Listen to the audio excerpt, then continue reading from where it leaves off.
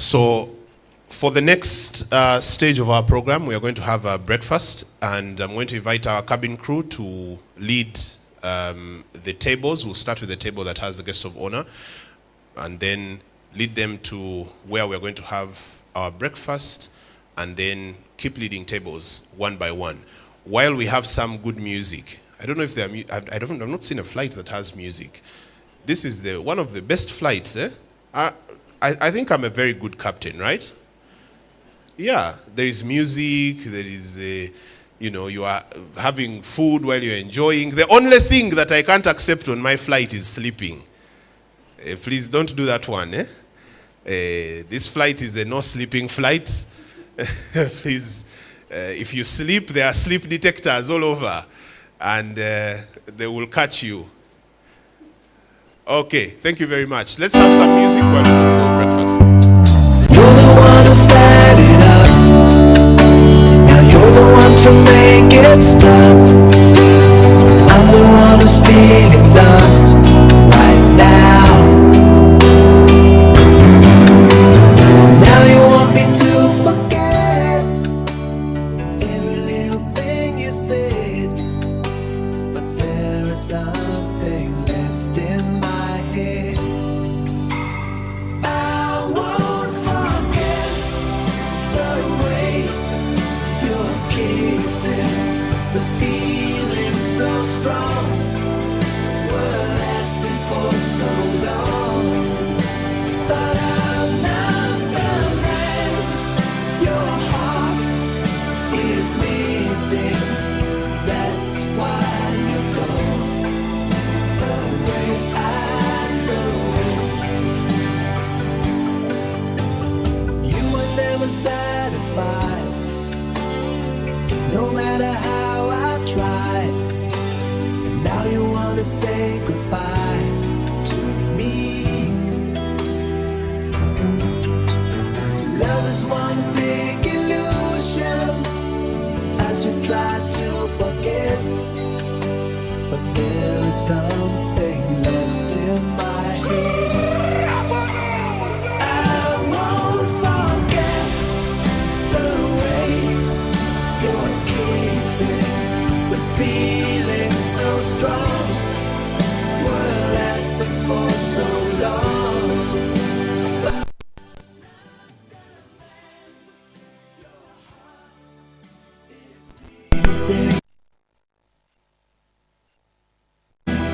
That's why you go away. I know. Yes, I know. Sit here alone in the middle of nowhere. Don't know which way to go. Swag Zero DJs. I've never told you all I wanted to say, and now it's too late to hold you, 'cause you've flown away, so far away. Never had I imagined you living without your smile, feeling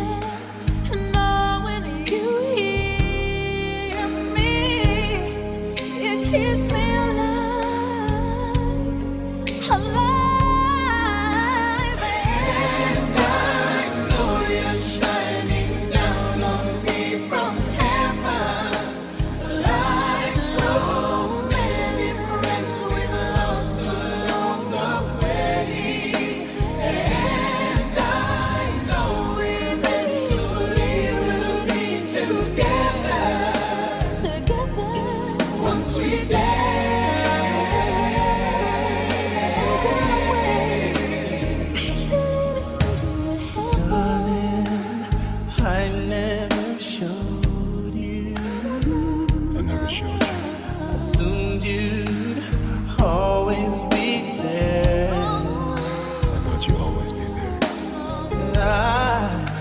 I took your presence for granted, but I always care. But I always care. And I miss the love we shared. Gloria shining down on me from heaven, like so many friends we've lost along the way. And I know we eventually will be together once we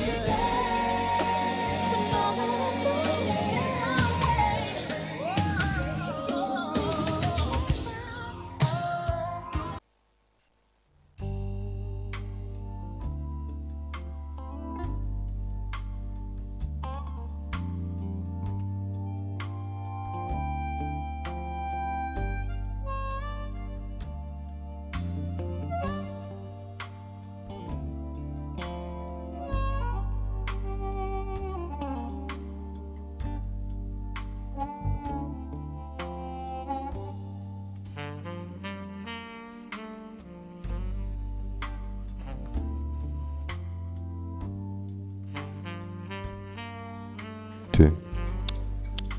Check, check. Two.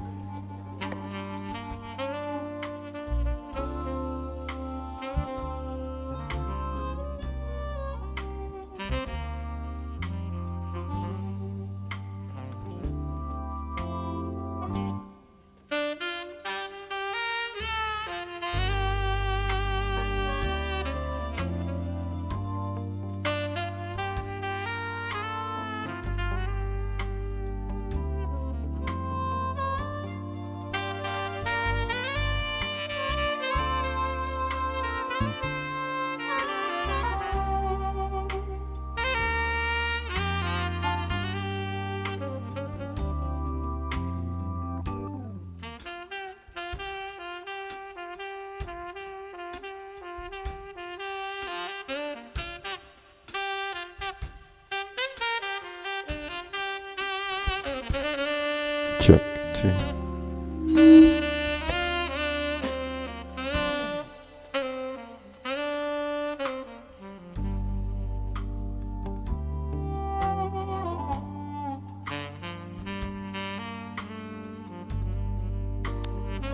One, two.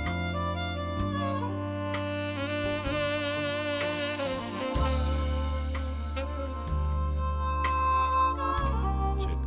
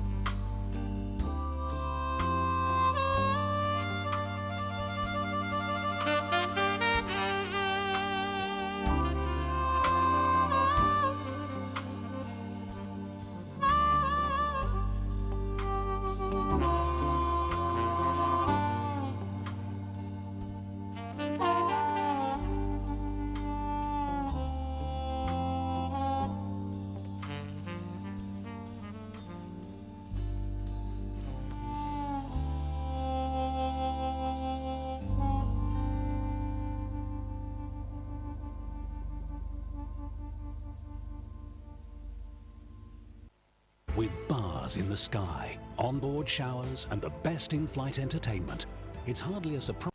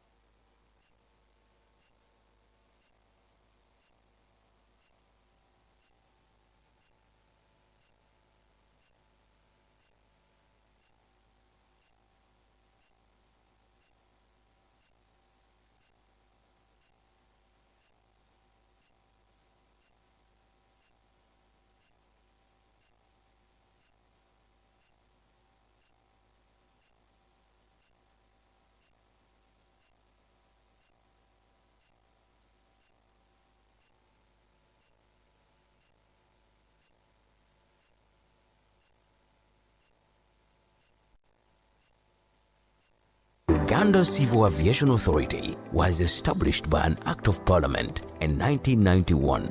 Uganda Civil Aviation Authority advises the government through ICAO about the standards and how they should be implemented.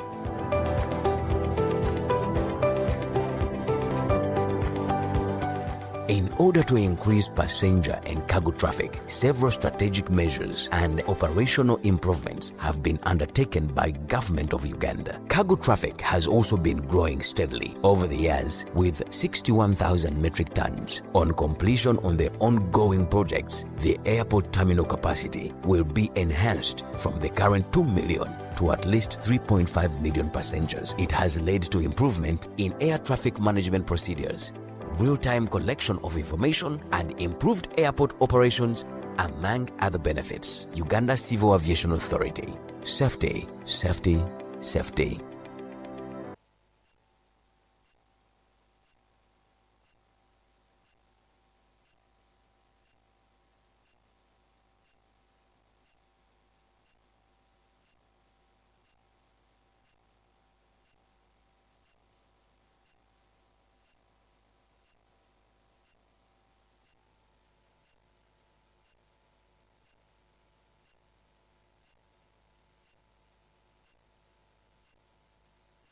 Uganda Civil Aviation Authority was established by an Act of Parliament in 1991. Uganda Civil Aviation Authority advises the government through ICAO about the standards and how they should be implemented.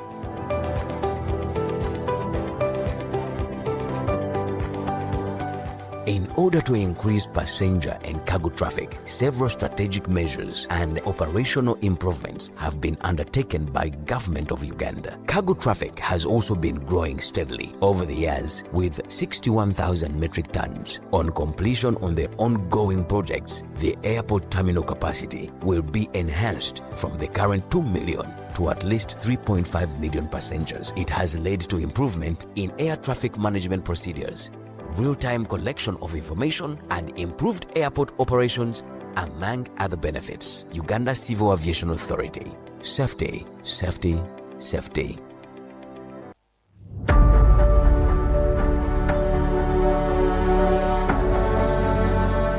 The project has been very effective. The employees as a whole are happy with the project.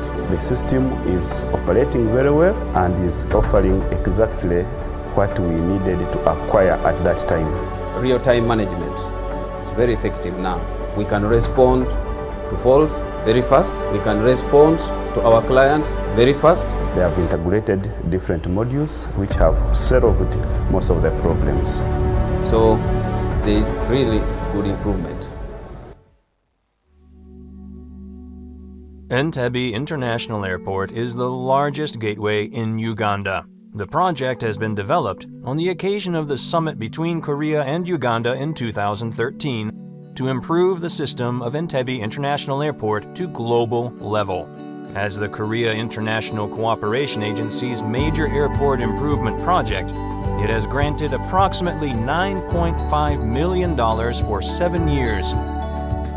It was implemented by Korea Airports Corporation and other Korean outstanding ICT and aviation companies. Uganda has been implementing its National Civil Aviation Master Plan to try to emerge as a global hub in East Africa. In August 2019, Uganda's national carrier relaunched its flights after about 20-year suspension. The capacity of EIA is expected to increase from 2 million to 3.5 million as a result of the ongoing expansion project. The newly installed airport operations system will serve as a driving force for safe flight management and efficient airport operations and will be the core competency to leap into a global hub in East Africa. By introducing the advanced systems and processes that comply with global standards, efficiency in airport operation, enhancement of safety and security, and sustainability have been achieved. By establishing an AODB system, flight authorization and management as well as flight data processing have been radically improved. It is now possible to manage airport operations on a real-time basis with a great efficiency and integrity by escaping from the scattered, inefficient, and manual procedures. Both efficiency and accuracy of airport operations have greatly increased by integrating AODB system with the CAA legacy systems. A wide variety of functions and systems have been integrated based on AODB as a platform. Also, by displaying real-time flight information and various contents on the LED displays and kiosks in new passenger terminals, the convenience of passengers has increased, while allowing CAA to create additional revenues from advertising. Before the deployment of the AODB, we were working in the disintegrated systems. All the existing systems that need to connect to the AODB are connected, and there is that smooth interoperation. So this has therefore ensured that we are operating the airport operations database, which enhances and fast tracks information on real time. Tremendously changed the method, the operational method and the operationalization of some of these requirements, and have added a lot of value. Meanwhile, with the newly established CMMS, it is now possible to remotely monitor facilities, networks, servers, electric equipment, and HVAC systems in real time. Also, maintenance costs have decreased by automating preventative maintenance of major equipment. Based on the advanced IT systems, a TOCC was established to monitor and control airport operation as a whole, ensuring rapid response to potential emergencies or failures. By applying international standard message processing technology to the next generation AMHS, it is now possible to transmit and share flight information of the airports in Kenya, South African Republic, and 6 domestic airports in Uganda, as well as global aeronautical information generated by ICAO. This project has revolutionized communication in the aviation industry. We now have communication digitized that comes with more data being able to be transmitted from one airport to another than it was before. Furthermore, we have enhanced navigation safety and efficiency by replacing previous flight procedures and charts which were not reflecting aircraft performance, airport environment, and navigation standards with the next generation performance-based navigation that follows ICAO standards. In addition, lots of training have been provided to help them design standard flight procedures on their own. In the past, we had a lot of inconveniences, one of them being documentation. Our procedures had been designed a long time ago. This project has implemented ICAO recommended flight procedures and charts developed in a manner that follows international standards. We got to interface with experts from South Korea. We also got to automate, semi-automate. By installing surveillance equipment at major airside areas, the control tower can now monitor the spots for 24 hours, addressing blind spots and enhancing the flight safety level of the airport. Also, airport security has been further strengthened by installing 100 advanced security cameras in new passenger terminals. Furthermore, experts were dispatched to Uganda and 69 employees were invited to Korea to get trainings of 10 areas of airport operations and system domains. With these trainings and supports, capabilities of the CAA staff and engineers have been enhanced. This is believed to acquire the sustainability of the project. So sustainability-wise, we have put in place a mechanism of ensuring we keep these systems in place. The project is definitely going to be sustainable. The implementation rate of the performance-based navigation recommended by the ICAO has exceeded its original target of 70% by recording 134%. The implementation rate of International Standard Flight Procedure charts has also overachieved its target of 90% by recording 146%. The Flight Information Processing Automation rate was 0% in the beginning, but in 2022, the automation rate is assessed to be over 50%, exceeding the project's aim. Furthermore, Korea's airport operation systems have become a firm platform and the foundation of Entebbe International Airport's operation systems, and the integrity with its existing systems continues to increase. The number of system users has continuously increased, while the use of the systems amongst institutions, companies, and departments within CAA keeps growing. Ugandan aviation industry will handle every flight information with the newly established systems and will continue to advance. Yes, the responses of employees on this project are very positive because it has made now their work faster. So I should say largely the project has helped us solve many of the encumbrances we had before. We look at effectiveness of the system, so it will be a great improvement for the general operations of the airport. This system and all these facilities, they have really helped in the entire airport. They have helped in efficiency. Now with automating our systems, it will make Entebbe International Airport the most competitive airport with the best facilities. Thank you very much. Thank the Korean government for this assistance we have given. It's come a long way in setting up our infrastructure and the improvement of our systems. And we're quite happy to keep coordinating with the Republic of Korea in this matter. Korea and Uganda. The joint effort for the development of Uganda's aviation industry now bears its first fruit. Looking forward to the brighter future of its aviation industry, Korea will always be there to support Uganda.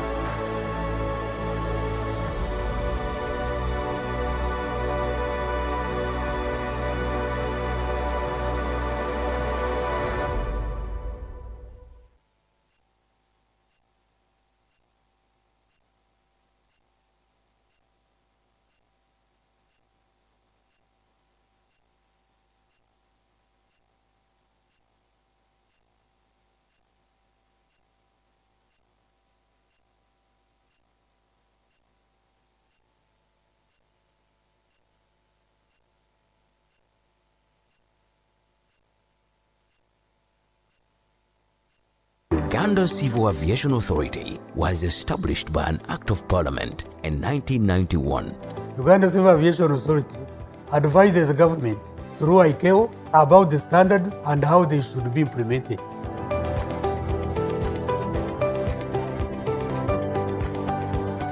In order to increase passenger and cargo traffic, several strategic measures and operational improvements have been undertaken by Government of Uganda. Cargo traffic has also been growing steadily over the years with 61,000 metric tons. On completion on the ongoing projects, the airport terminal capacity will be enhanced from the current 2 million to at least 3.5 million passengers. It has led to improvement in air traffic management procedures, real-time collection of information, and improved airport operations, among other benefits. Uganda Civil Aviation Authority.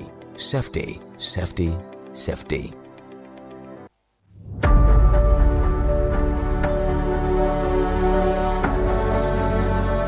The project has been very effective. The employees as a whole are happy with the project.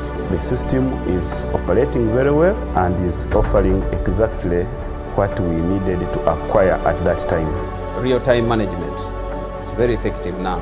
We can respond to faults very fast. We can respond to our clients very fast. They have integrated different modules which have solved most of the problems. So there is really good improvement.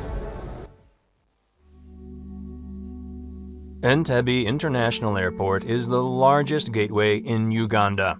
The project has been developed on the occasion of the summit between Korea and Uganda in 2013 to improve the system of Entebbe International Airport to global level. As the Korea International Cooperation Agency's major airport improvement project, it has granted approximately $9.5 million for 7 years. It was implemented by Korea Airports Corporation and other Korean outstanding ICT and aviation companies. Uganda has been implementing its National Civil Aviation Master Plan to try to emerge as a global hub in East Africa. In August 2019, Uganda's national carrier relaunched its flights after about 20 years suspension. The capacity of EIA is expected to increase from 2 million to 3.5 million as a result of the ongoing expansion project. The newly installed airport operations system will serve as a driving force for safe flight management and efficient airport operations and will be the core competency to leap into a global hub in East Africa. By introducing the advanced systems and processes that comply with global standards, efficiency in airport operation, enhancement of safety and security, and sustainability have been achieved. By establishing an AODB system, flight authorization and management as well as flight data processing have been radically improved. It is now possible to manage airport operations on a real-time basis with a great efficiency and integrity by escaping from the scattered, inefficient, and manual procedures.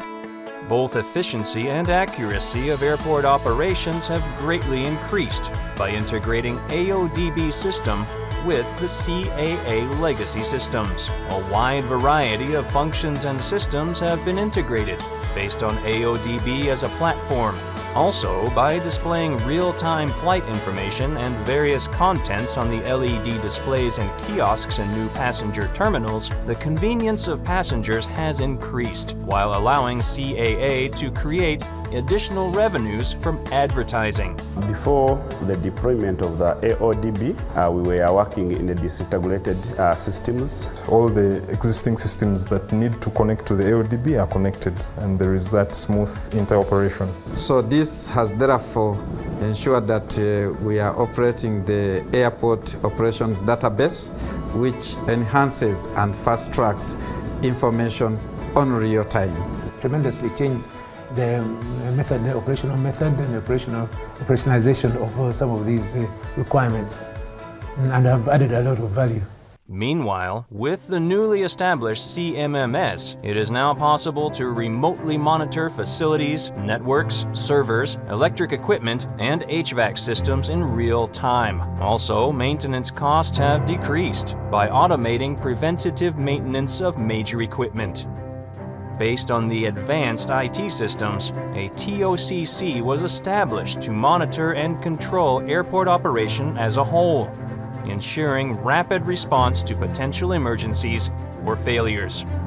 By applying international standard message processing technology to the next generation AMHS, it is now possible to transmit and share flight information of the airports in Kenya, South African Republic, and 6 domestic airports in Uganda, as well as global aeronautical information generated by ICAO. This project has revolutionized communication in the aviation industry. We now have communication digitized that comes with more data being able to be transmitted from one airport to another than it was before.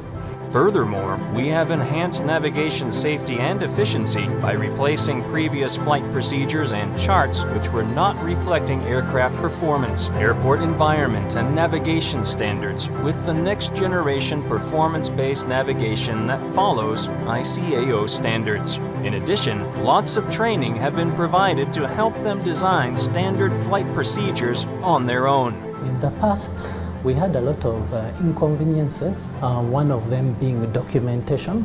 Our procedures had been designed a long time ago. This project has implemented ICAO recommended flight procedures and charts developed in a manner that follows international standards. We got to interface with experts from South Korea. We also got to automate, semi-automate. By installing surveillance equipment at major airside areas, the control tower can now monitor the spots for 24 hours, addressing blind spots and enhancing the flight safety level of the airport. Thank you very much for the onboard entertainment. Now, I do understand that, you know, there is a lot of eating going on.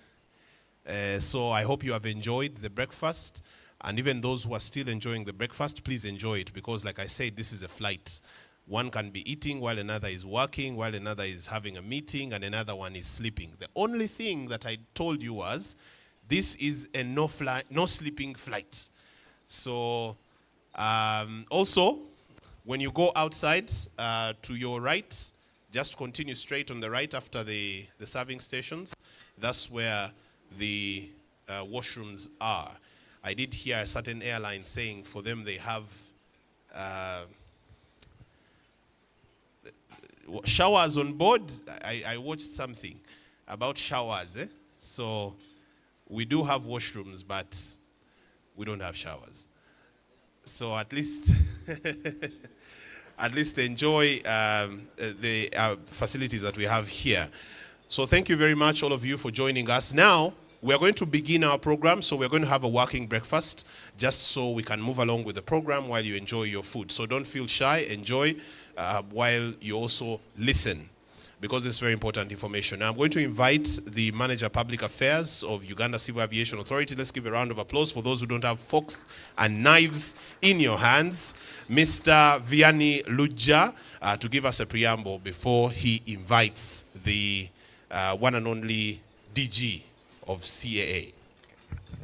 Thank you very much, Daniel. Institutions here present, esteemed stakeholders, distinguished guests, ladies and gentlemen. It's a great honor and pleasure for me to warmly welcome you to this year's Stakeholders Engagement Breakfast. We are pleased to be with you this morning. This avenue has annually been used to provide valuable feedback, to celebrate with you the milestones that we've recorded in the course of the year. And that is why, Honorable Minister, here today, we have most of the key stakeholders that we operate with in the industry, including members of parliament, heads of institutions, various airlines represented here today, aviation training schools, among others, including all the stakeholders that we operate with at Entebbe International Airport and in the industry. This is also an opportunity to recognize the collaboration and partnerships that we have established over the years with these various stakeholders. On that note, therefore, permit me to note that your unwavering support, feedback, and commitment to excellency have been instrumental in driving the achievements we are celebrating here today. We are also cognizant of your very busy schedules, and that is why we have always deemed it prudent to engage you at breakfast in this manner, so that we spend some valuable time with you, but also leave you with the rest of the day for your other engagements. And because of that, and cognizant of the fact that time is of essence, and appreciating your patience all through, without much ado, it is now my great pleasure and honor to invite a very visionary leader in the industry and the driving force behind our progress in the aviation industry, and that is none other than the Director General of Uganda Civil Aviation Authority, Please join me in warmly welcoming him to the podium to address. So you're most welcome, Mr. Edward Mwesige.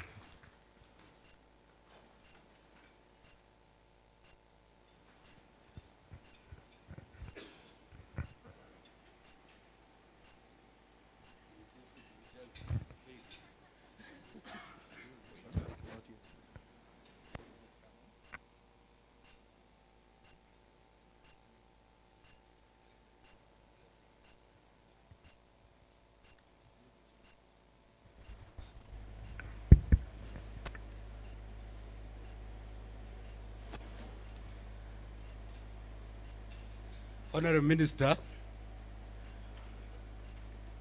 who is also the guest of honor this morning,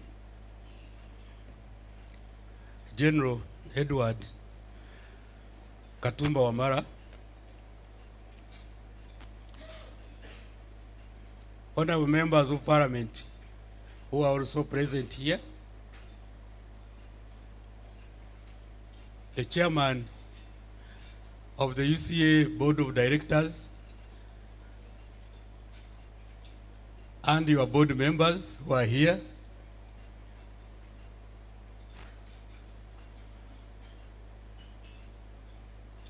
my elders, the former Director Generals,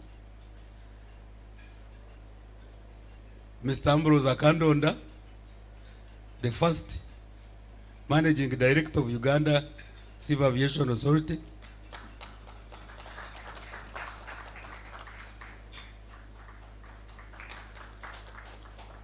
Professor David Kakuba, that one you remember him very, very recent.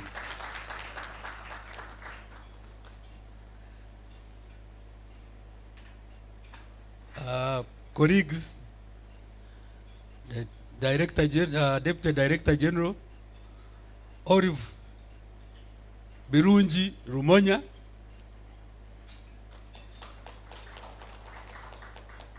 colleagues, the directors, I have seen quite a number of them here, Engineer Hesi for air navigation, Engineer Soma for airports and aviation security,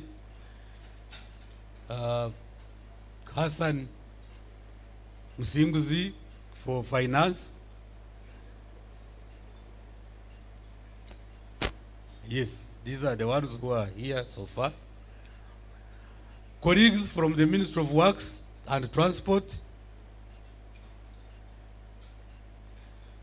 colleagues, industry stakeholders, that is airlines, and they are very, very, very well represented here. Ground handlers, professional aviators, our friends in security system, the rest of the staff of UCA and aviation stakeholders, ladies and gentlemen. Last but not least, to be recognized, our colleague, Engineer Richard Gatete. Please stand up for recognition. Engineer Richard Gatete is the director, is the executive director of Kasoa. Do you know Kasoa? No, some people do not know Kasoa. It is the civil aviation agency for the East African community for safety and security. I don't want to go into it without explaining because many people will not understand it. For safety and security, which we all agreed. So that is the executive director. And ladies and gentlemen, on a day like this, industry stakeholders, we at UCA traditionally come here to basically do accountability of what we have been doing for the industry in a whole year. But of course, in doing so, we very much value your inputs. Yes, inputs have been around all through the year, but would like you to continue to keep your eyes on developments in the industry, because this is an industry of consultations, this is an industry of discussions, this is an industry of taking decisions together, right from the global level to the regional level and the country level. So this is what we are doing this morning, and we are glad that you have heeded to our call and come in these numbers. So please allow me to make a few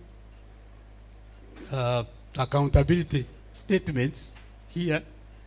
They are not few, but I will be explaining as we go along.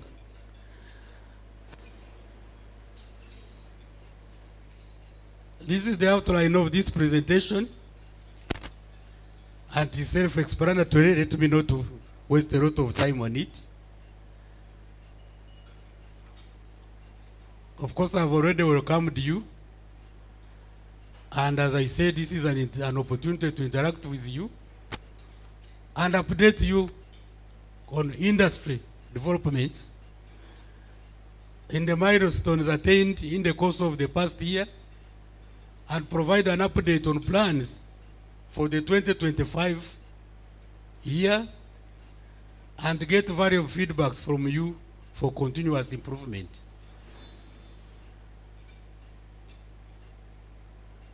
Was also to,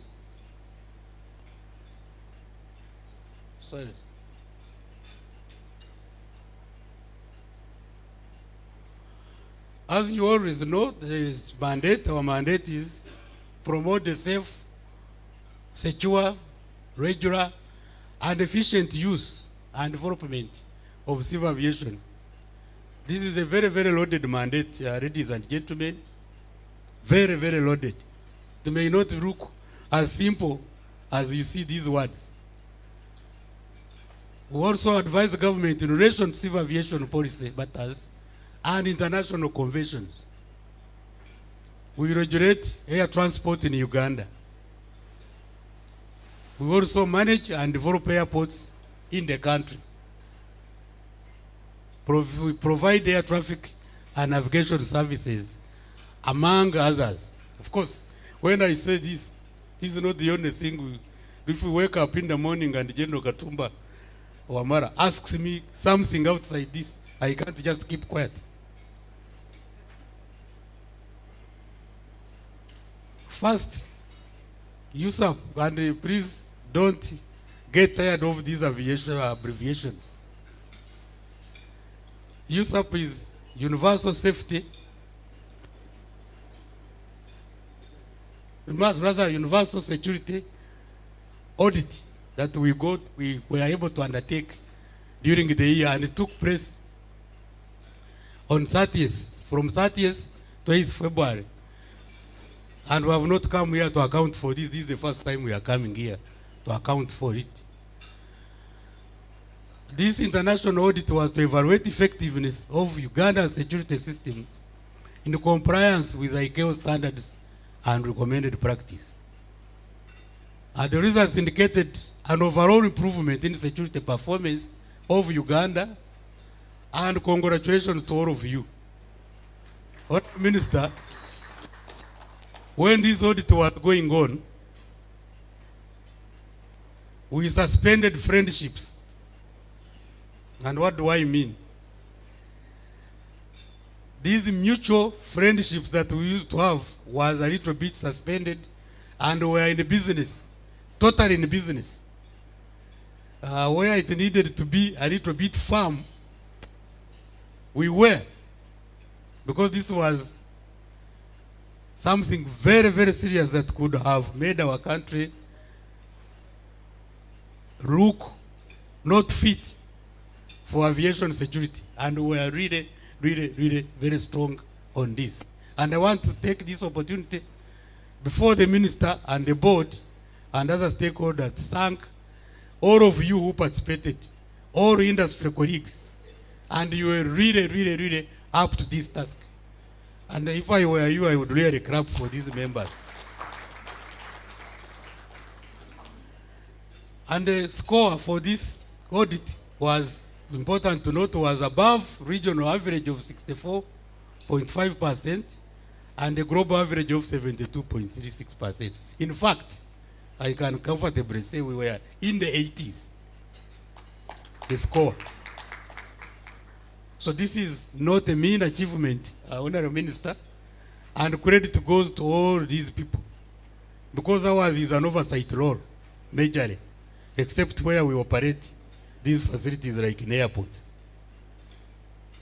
And of course, it is a vote of confidence in the Ugandan aviation security system.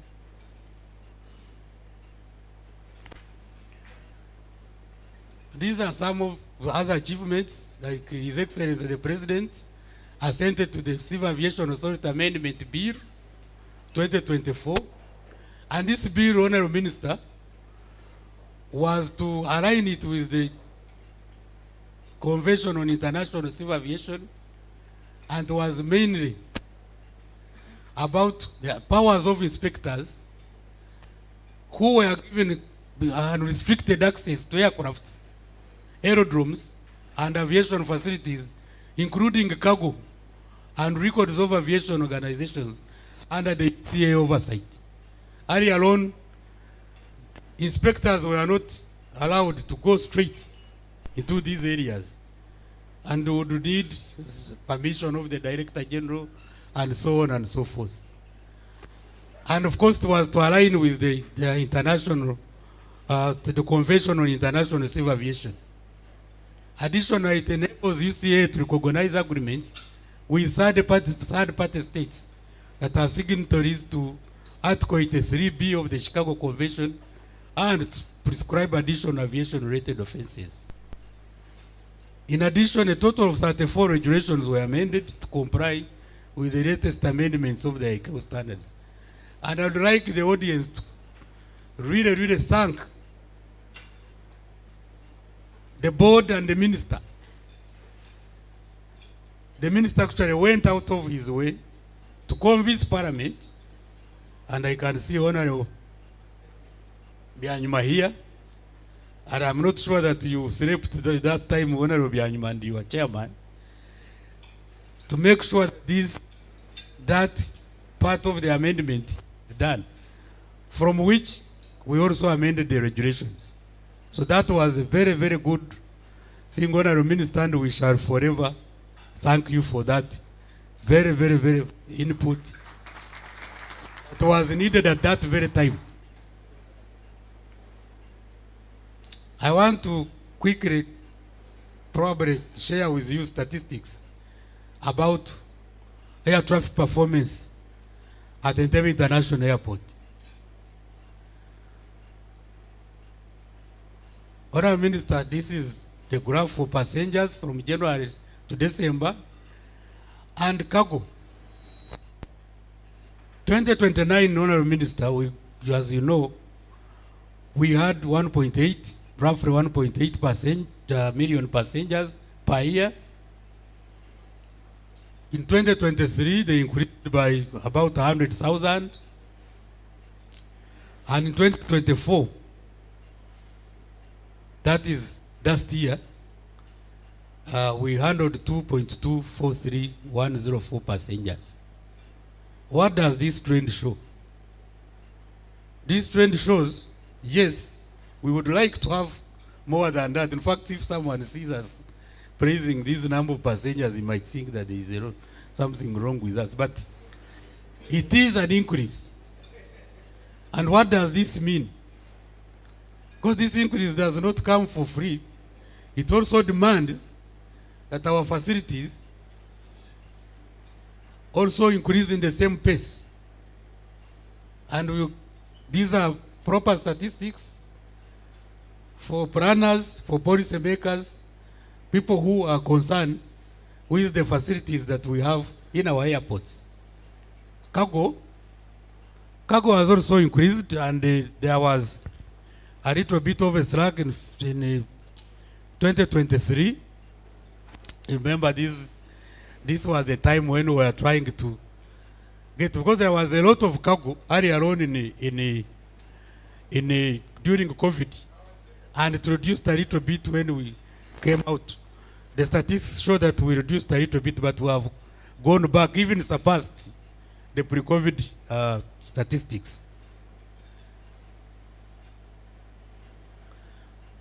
This is just a detailed January, December comparative air traffic performance at Entebbe before and after COVID. We usually use 2019 because it is the year before COVID. And there were disruptions in those other years. They are not dead years, but the passenger levels really were disrupted, and there is nothing really to talk about in terms of that trend of increase of passengers. So we got also average growth. From that time, right now, we are at the growth of international disembarking passengers is at 17.8, which means the industry has recovered from COVID disruptions way above the projections. Because even by ICAO statistics, it was predicted that recovery would be got back to normality in 2024 and towards 2025. But you can see statistics show that we have recovered faster than had earlier predicted. And even for international embarking passengers, 15%. Domestic disembarking, Honorable Minister, this negative growth is about your other modes of transport systems. That means that your other modes of transport systems are working very well, because they are competing for the same passengers. So again, clap for that, because we are not intending to work alone in this. Domestic embarking remained at the same. Transit passengers, Honorable Minister, and there is a story behind that negative growth of transit passengers. Because during that time, Kenya Airways had flights to Central Africa, and all of a sudden they stopped. That's what makes that negative. Otherwise, without Kenya Airways, the figures remain the same. Of course, the other transit passengers are from Uganda Airlines, other transit passengers, who have remained largely the same, with small decreases here and there. Imports, in terms of cargo, the growth has also been tremendous. This is 22.42%.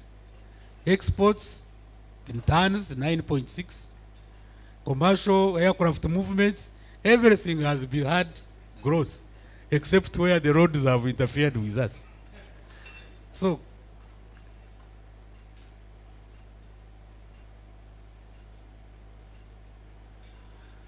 air traffic performance, this is domestic, Honorable Minister.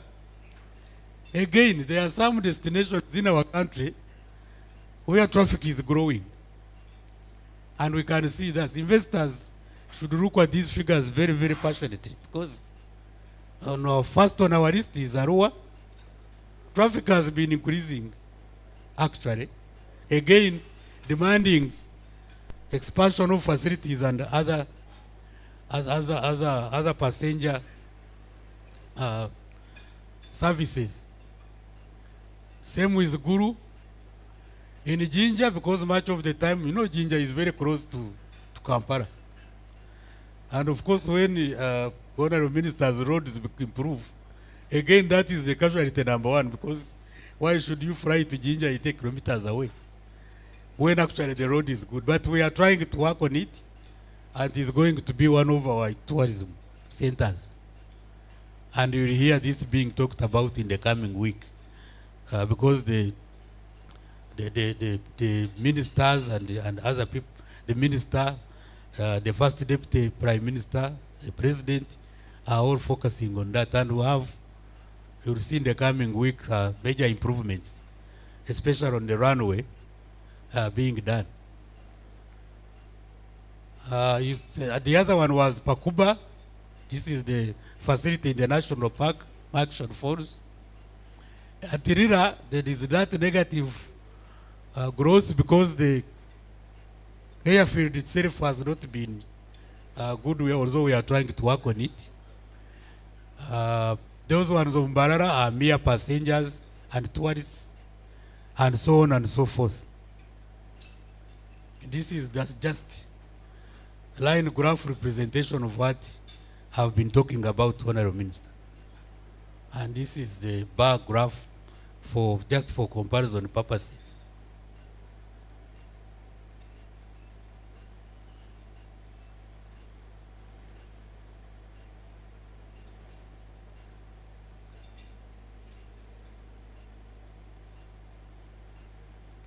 Regarding air operators, Honorable Minister, we are currently served by 18 international scheduled operators. And there are 26 licensed operators. In 2024, UCA granted air service licenses to 10 more operators, and thanks to the board, because this is really a function of the board. And I want to thank you so much for this is a big number by all standards. And new licenses were granted 7 operators, and renewals were 3 operators. And we also had new routes and new operators. Premier Airlines commenced flights in December 5th. This is between Juba and Entebbe. There is another airline called Kush Air. This is also between Juba and Entebbe. And Uganda Airlines routes to Lusaka, Abuja, and Harare in September 2024.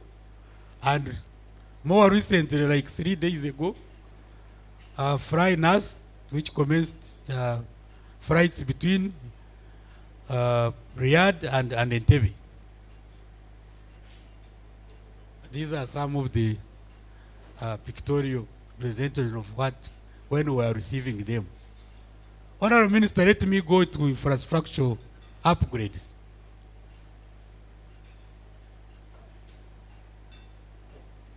Starting with the passenger terminal extension, aimed at enhancing facilitation of passengers and cargo. The authority successfully completed that modified building, which was opened to the public on 10th January last year, and continued to provide arriving and departing passengers with a more spacious and comfortable environment. And we facilitated 1,935 delegates from 123 countries who attended the NAM G77 plus China Summit. You recall, Honorable Minister, that we were extending this part of the terminal at our pace. But as you know, aviation has its own things. And then NAM came. When NAM came, it was important that we speed up the work and actually work on it to be ready. And I can tell you, if some of us do not get high blood pressure during that time, then I think we shall survive. Those who got the sickness during that time, I sincerely apologize. But it was such a hectic moment. And I want to thank the board and the Honorable Minister and the other stakeholders that we were able to pull it out. And most recently, almost 1,000 delegates were facilitated through Entebbe, and these were for the African Union Comprehensive Africa Agriculture Department program, the summit that has just ended at Munyonyo. And we are ready for other summits, Honorable Minister. This is the interior terminal extension, which is part of the departure area. And I want also, through this, thank Ugandans. Ugandans are really, really very happy with the developments that are taking place.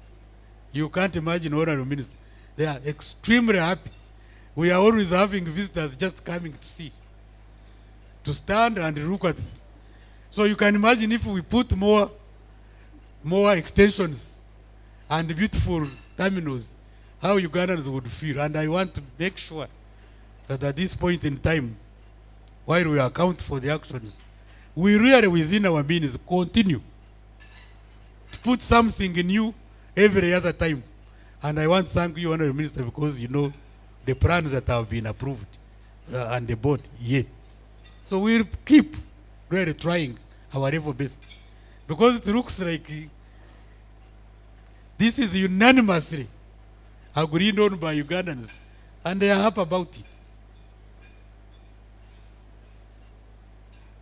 This is the arrival area.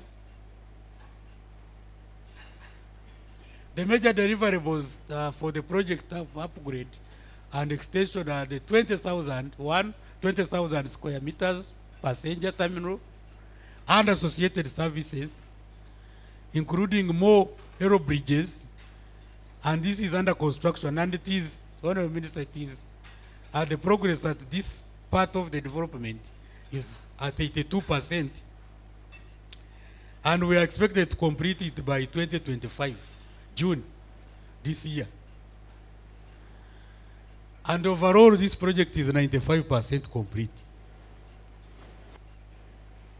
On completion of this infrastructure upgrade, the terminal building capacity will be enhanced from the current slightly over 2 million passengers to 3.5 million.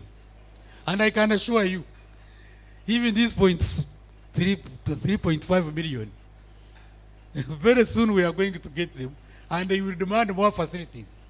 In other words, we shall not stop developing. That is the way aviation is, fortunately. And all over the world, you have been traveling, you know what it is. This is how it looks. When we open it, Ugandans, we want to encourage you with the same enthusiasm. Support it and come and look at it. That's how it is going to look like. That part, future impression of the harmonized terminal building, that's how we shall be when you harmonize them.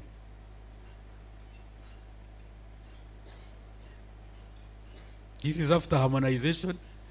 By harmonization, colleagues, I mean, because you know we have an old building which we cannot wish away. Even if we do all sorts of improvements, the building of 1970s and 60s, we can't wish it away. So the only option we have is to harmonize it to look the same with the current ones. You don't just kill the old system because you have acquired a new one.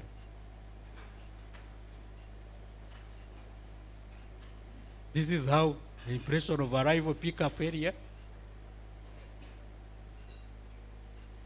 The other milestones, Honourable Minister, in the area of air navigation, for instance, the air navigation services has made major strides in adoption of international standards and best practices by streamlining the global air navigation plans. In this, we have transited from reliance only on terrestrial navigation facilities, these are located on the ground, to also using satellite-based navigation systems in all phases of the flight. So we are no longer just relying on fixed facilities. Satellite. On another day, we shall explain this a little bit more. While the terrestrial facilities are still important, new technology emphasizes using satellite-based systems and a performance-based navigation, PBN, to improve the safety, efficiency, and capacity of airspace. And most modern aircrafts are compliant with design requirements. This is just technological development, Honourable Minister.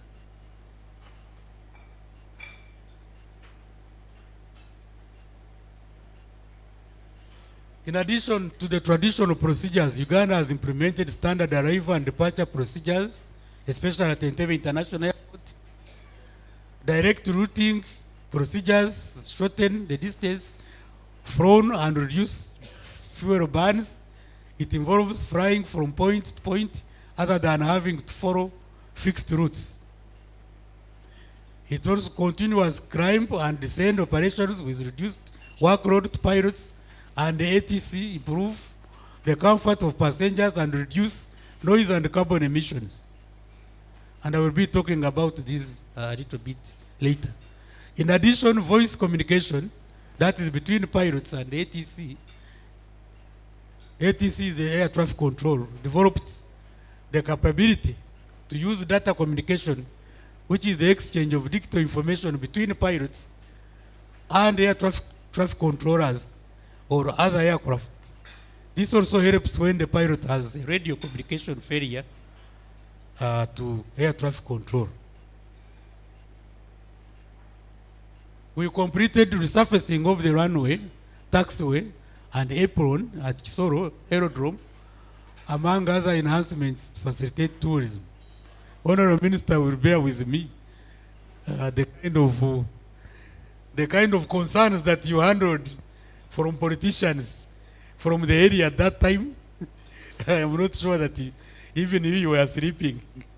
I don't know whether Honorable Kwizera is here, but if he's not here, then he should see that his work was done. And it has always been on program, but at times we can't take off the way our colleagues or stakeholders want because of many, many other considerations. The medium-term plan to construct a new terminal building at Chisoro, we've almost done with designs.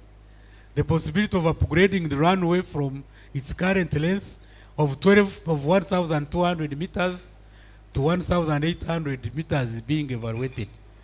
Why am I talking about the possibility here? It's because much of the land around that facility is encumbered, but also some obstacle limitations here and there. But we are discussing them with the concerned people. This is the Chisoro, how we upgraded. You can see, look at the first obstacles, the hills. This is the Chisoro, the real Chisoro. Not the Chisoro you read in books about gorillas and other things. We have done many things. This was the aviation run we had in Entebbe, thanks to our staff. I can see many of them here who are very, very active. This is what we do to the community. We partnered with Uganda Aeronautical Information Service Officers Association, UGAISOA, and organized the third edition of the Uganda Aviation Run, and this took place in Entebbe. And again, we are very, very happy with the excitement we generate in these activities. Really, Ugandans like these kinds of activities and touching base with them in day-to-day work we do. The aviation run was organized as part of the celebration of the 80th anniversary of ICAO. Of course, when I say this, we are also talking about the 80th anniversary of the existence of ICAO. That convention that was signed in Chicago 80 years ago. Of course, you also know that ICAO came into existence before the United Nations. I hope you know that. United Nations came later. I don't know why United Nations was not called ICAO. Because if you come later than me, it means that I am older than you. But of course, later it became an agency of United Nations. The proceeds from this run were channeled towards establishing a community-owned, reusable sanitary pad manufacturing facility in Jinja and Namayingo districts. This is Namayingo, not Namingo. So this money that we collected, we gave back to the public, especially our communities, just for sanitary pads, as you saw. Girls in Aviation Day. Honorable Minister, it is gratifying to see the enthusiastic nature of young people who are mesmerized by the aviation activities. When you are interacting with them, this was a school, and thanks to yourself, because we partnered with them. And of course, we are not stopping male children, but we are very much encouraging a girl child. Somehow, even male children came in following their sisters.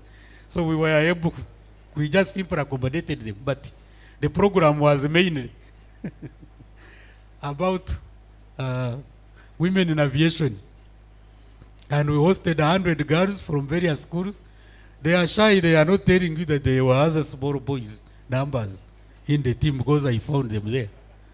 As part of the Girls in Aviation Day celebrations held on Wednesday, September 11, 2024, the girls were treated to an exclusive tour of the Entebbe International Airport facilities, including the airside and the interior of Uganda Airlines Airbus. And you should have seen the excitement. Some things we take it simply, but I was myself mesmerized by the way. In fact, some people have still called me, those small girls. I am sure they call Olive every other day. They call you all the time. Do you think I can now become a pilot? That's what they keep asking us. We also, Honorable Minister, you recall that you commissioned 2 state-of-the-art fire trucks, which we received. Let me tell you, the capacity now which we have at Entebbe International Airport is unparalleled, I can tell you. This equipment can put a fire on the top of this building if fire developed on the top. And here we are, quite expensive equipment, I must tell you. So we acquired them during the year, and they are up and running right now. Of course, we successfully had a safety week concluded at Entebbe, and again, thank you so much, industry stakeholders. I remember seeing my sister here from Emirates, very, very active, and the rest of the airline fraternity, and ground handlers, and staff of UCA, staff of other sister agencies, Uganda Airlines, very, very, very active. And this is part of the pictorials of what happened during the week. But most importantly, it provided a platform for stakeholders to reflect on achievements in ensuring safety at Entebbe International Airport, reaffirm our commitment to safety, and highlight its critical role in advancing the development of the aviation industry. The hazard identification and reporting tool was also launched. I wish we had time, we would probably demonstrate it here. Emirates also held the safety day with the foreign objects, debris walk on the apron, panel discussions, and community engagements at Nachiwogo Market were conducted during the safety week. And I show you some of the pictures. This is the Emirates talking about. This is the community work at Nachiwogo. This is Nachiwogo. We also signed a capacity building agreement with ICAO in Montreal. The gentleman you see there is the Secretary General of the ICAO. That one is one of the directors of the capacity building department of the ICAO. And we're able to sign and also implement agreement with ICAO in May this year. ICAO is to provide Uganda with access to ICAO's expert roster, project management, and customized training packages. A major initiative will be the development of the new air navigation plan for Uganda.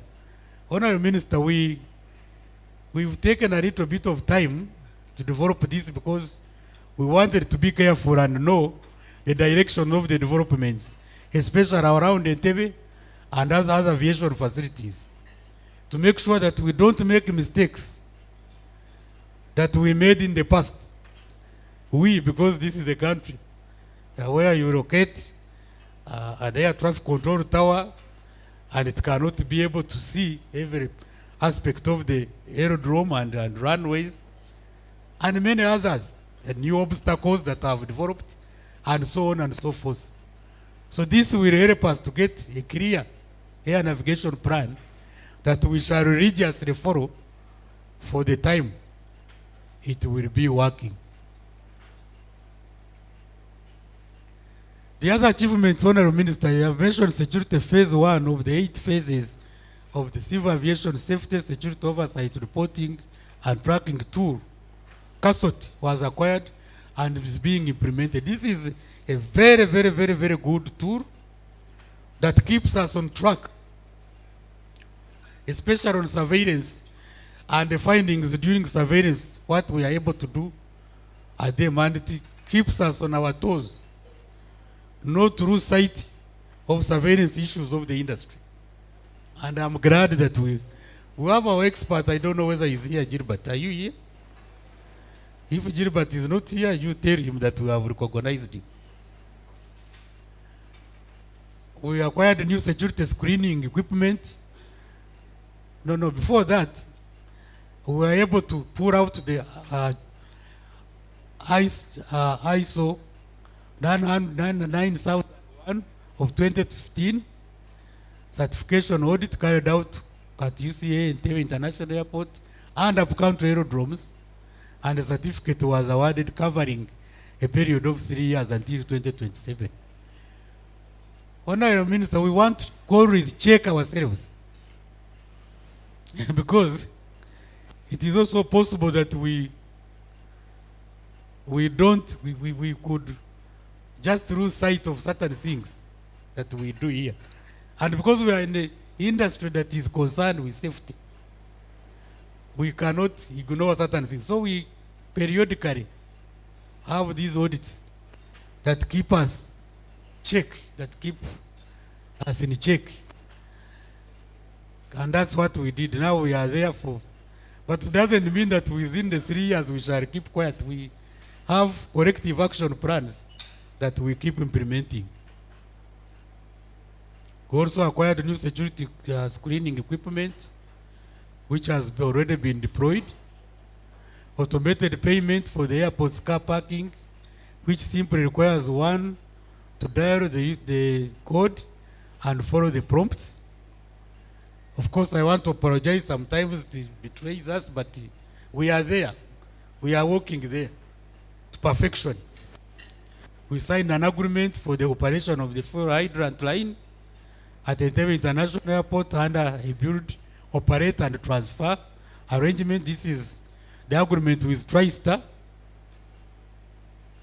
The Honorable Minister is aware about the TriStar.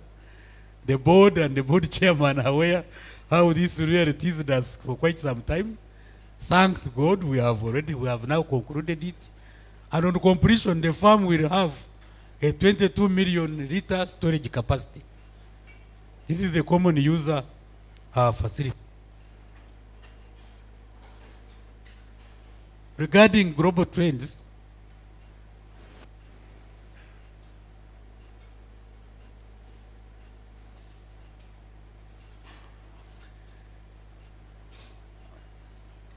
colleagues, as you guys have been telling me about our mandate, we are a regulator, but we are also a service provision. We also provide service in terms of air navigation, but we also operate airports. But the global trends, the global practice now, is that the current arrangement where UCA holds the regulatory function and service provision is being reviewed to comply with industry best practices. This is actually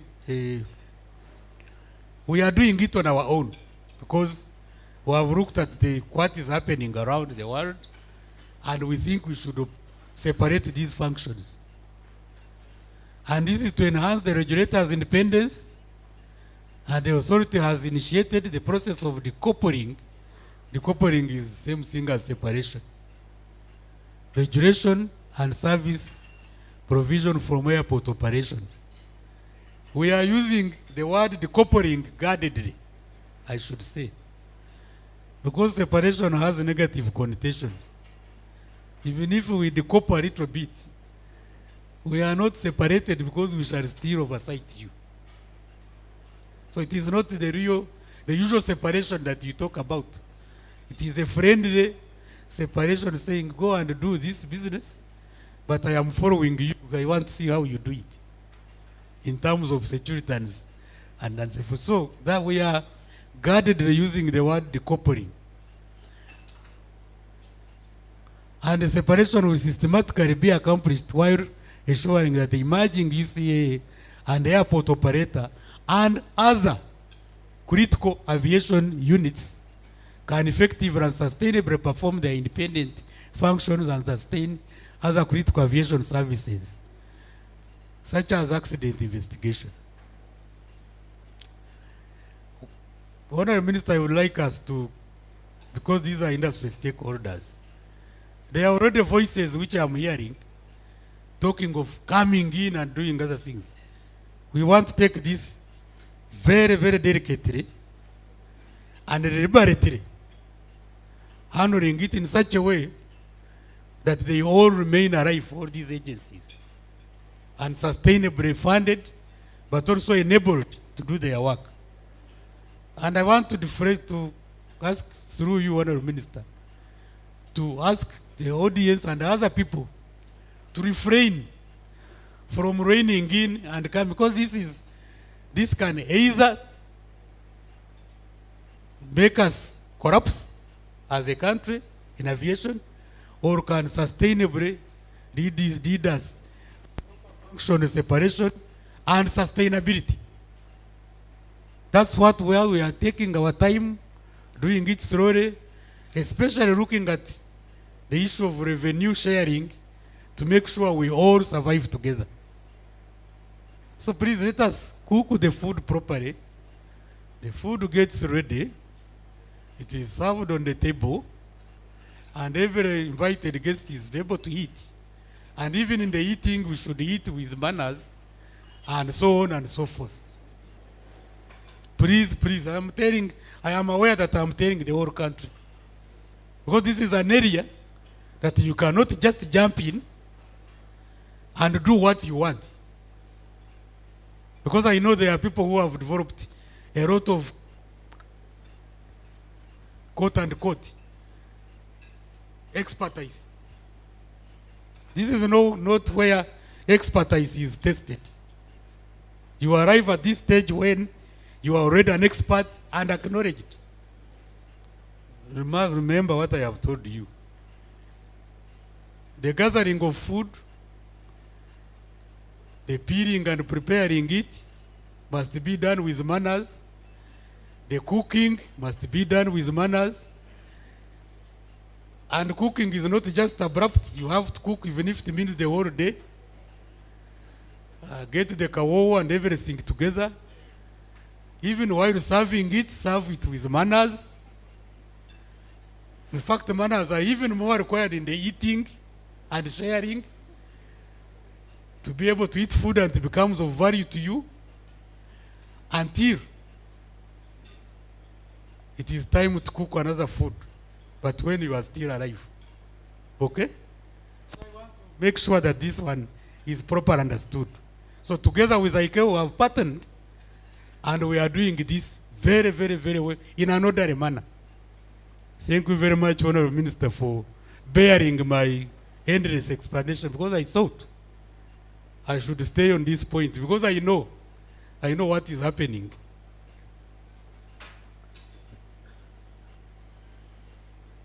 At UCA, the environmental strategy is implemented through State Action Plan, Initiative, and ICAO Carbon, this is environment, sorry, I am talking about environmental protection. And of course, this is becoming a huge, huge, huge concern for the aviation fraternity through ICAO. There is a project called COSIA, and we are, of course, part and parcel of the global initiatives that are handling this. Environmental action mitigation for carbon dioxide emissions from airport operations. The State Action Plan considers a sustainable development approach, adopting 5 categories of measures that include airport technology and standards, improvements in air traffic management and infrastructure use, operational improvements, COSIA implementation, airlines reporting CO2 emissions annually and offsetting CO2 where applicable, and sustainable aviation fuels. This is going to become really a major, major, major preoccupation for the aviation establishments. Implementation of environmental management systems, implementation of green infrastructure, green roofs, permeable pavements, and improved air quality, use of alternative energy sources. Honorable Minister, you have seen some airports actually have dispensed, for instance, with this lighting. If this was an airport, you would see natural light dripping in, and you can't even know whether there is no artificial light. These are the projects that I'm talking about. Green procurement, prioritize the purchase of eco-friendly products and services, electric buses, electric vehicles on air side, implement air quality monitoring, environmentally friendly waste management.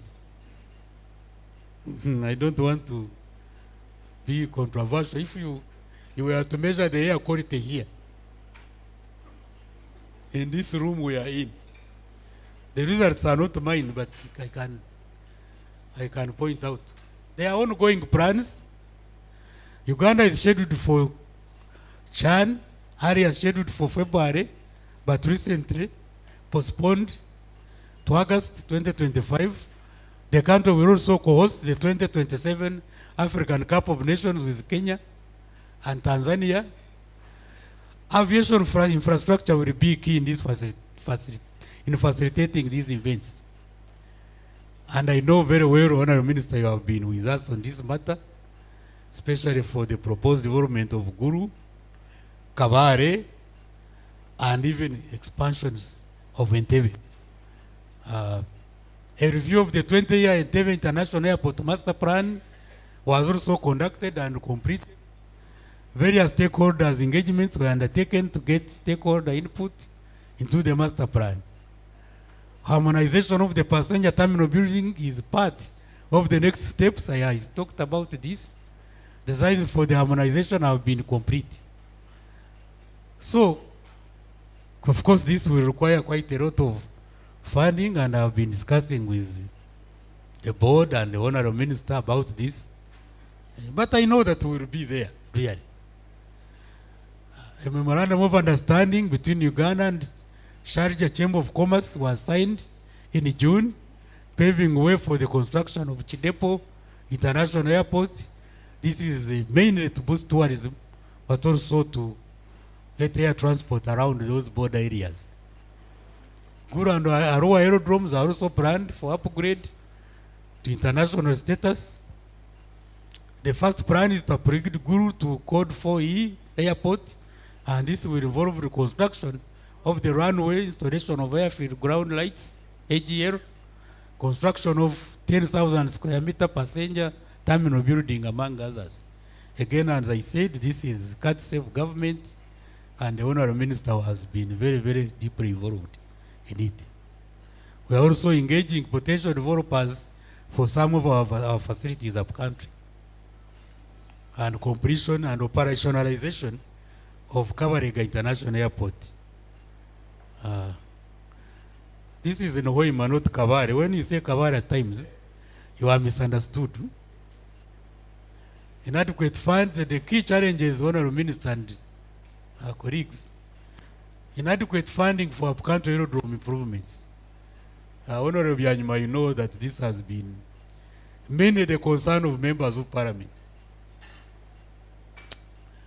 Whereas some of the funds we get, we plow them back into Entebbe International Airport, because Entebbe International Airport is the one that makes money a bit. Up-country aerodromes are supposed to be a responsibility of the central government all the time. And sometimes when we go to parliament, we are seen like we have neglected the regional airports. Because we can't deprive of the developments of Entebbe, which is also, of course, not adequate enough. And then we put this to other airports. It now becomes a little bit of a problem, and we run the problems of compliance.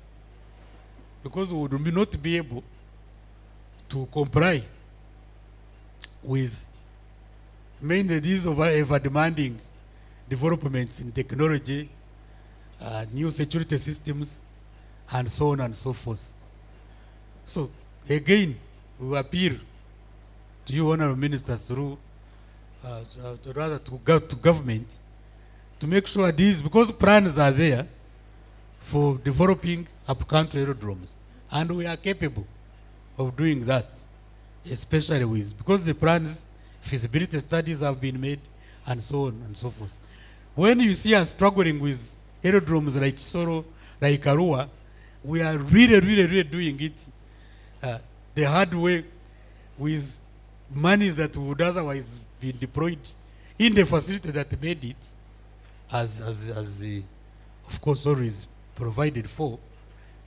And we say, maybe let's sacrifice and do this. Even then, we are not able to do it 100%. So these are some of the concerns that we have for up-country aerodromes. Of course, land, we have talked about this for quite some time. Again, Honourable Minister, let me take this opportunity to tell the country. Entebbe International Airport is there forever and ever. And we have made substantial investments in Entebbe International Airport. So every land that is surrounding Entebbe International Airport should, in earnest, be reserved for future developments of that facility.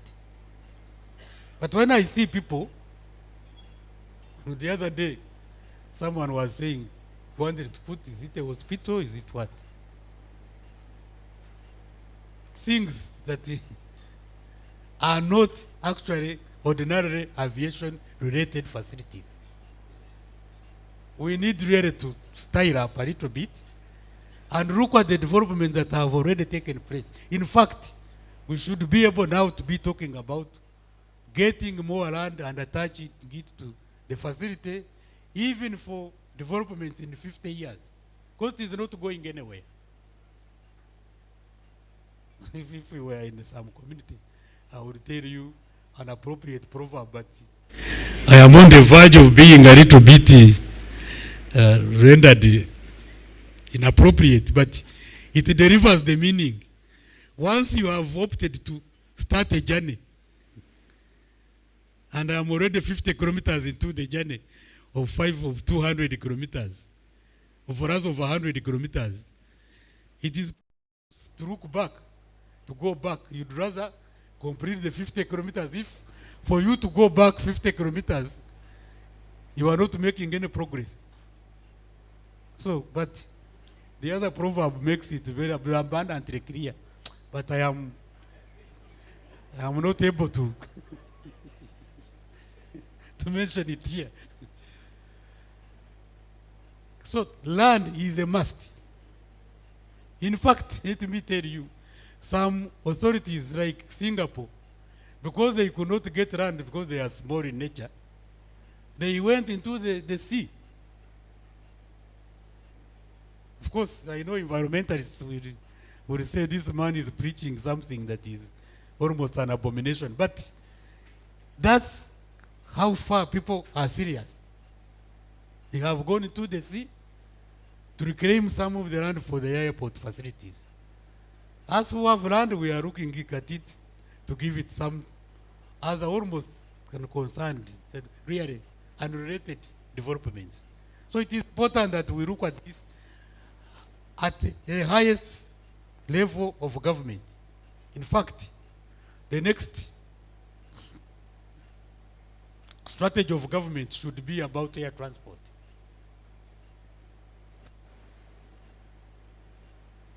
Of course, I have just the debt. The current debt is increasing. If I brought the figures here to Honorable Minister, some people would feel a little, would get embarrassed. People are not paying us. And they are not paying us because they think that we cannot rain some sanctions on them, including drastic ones. But the Honorable Minister will discuss later and the board to allow us to do some of these sanctions that may not destroy these agencies, but will draw their attention to the fact that they must pay their debts. That one I want to leave it there. Honorable Minister and board members, honorable colleagues, I want to request that I stop here. Maybe I have bored you enough, I'm not sure. But this is the status of aviation in the country today.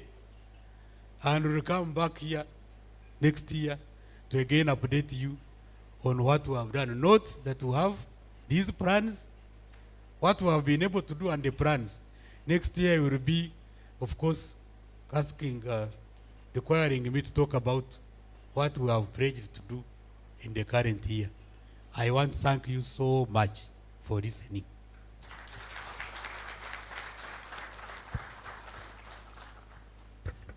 Thank you very much, DG. Let's give it another round of applause to the Director General. Now, I used to be a journalist. But anyway, journalism is forever. So I used to be a journalist. And in journalism, they taught us that when a dog bites man, it is not news. But when man bites dog, then you report. Now, if this magnificent speech by the Director General was in a committee of parliament, guess what the headline would be? All the nice things he has talked about, Kabale, reconstructing the airport, they would look at the last slide. Okay, we would look at the very last slide. Challenges. And then we write a big headline. Civil Aviation Authority wants to reclaim Lake Victoria, like Singapore. So this is a statement to all my colleagues here, fellow journalists. Please, we should share. I think the Civil Aviation should share the whole presentation with the members of the Fourth Estate here, such that they know that there are some nice things that he said. He doesn't want to reclaim Lake Victoria, isn't it? Yes. Okay.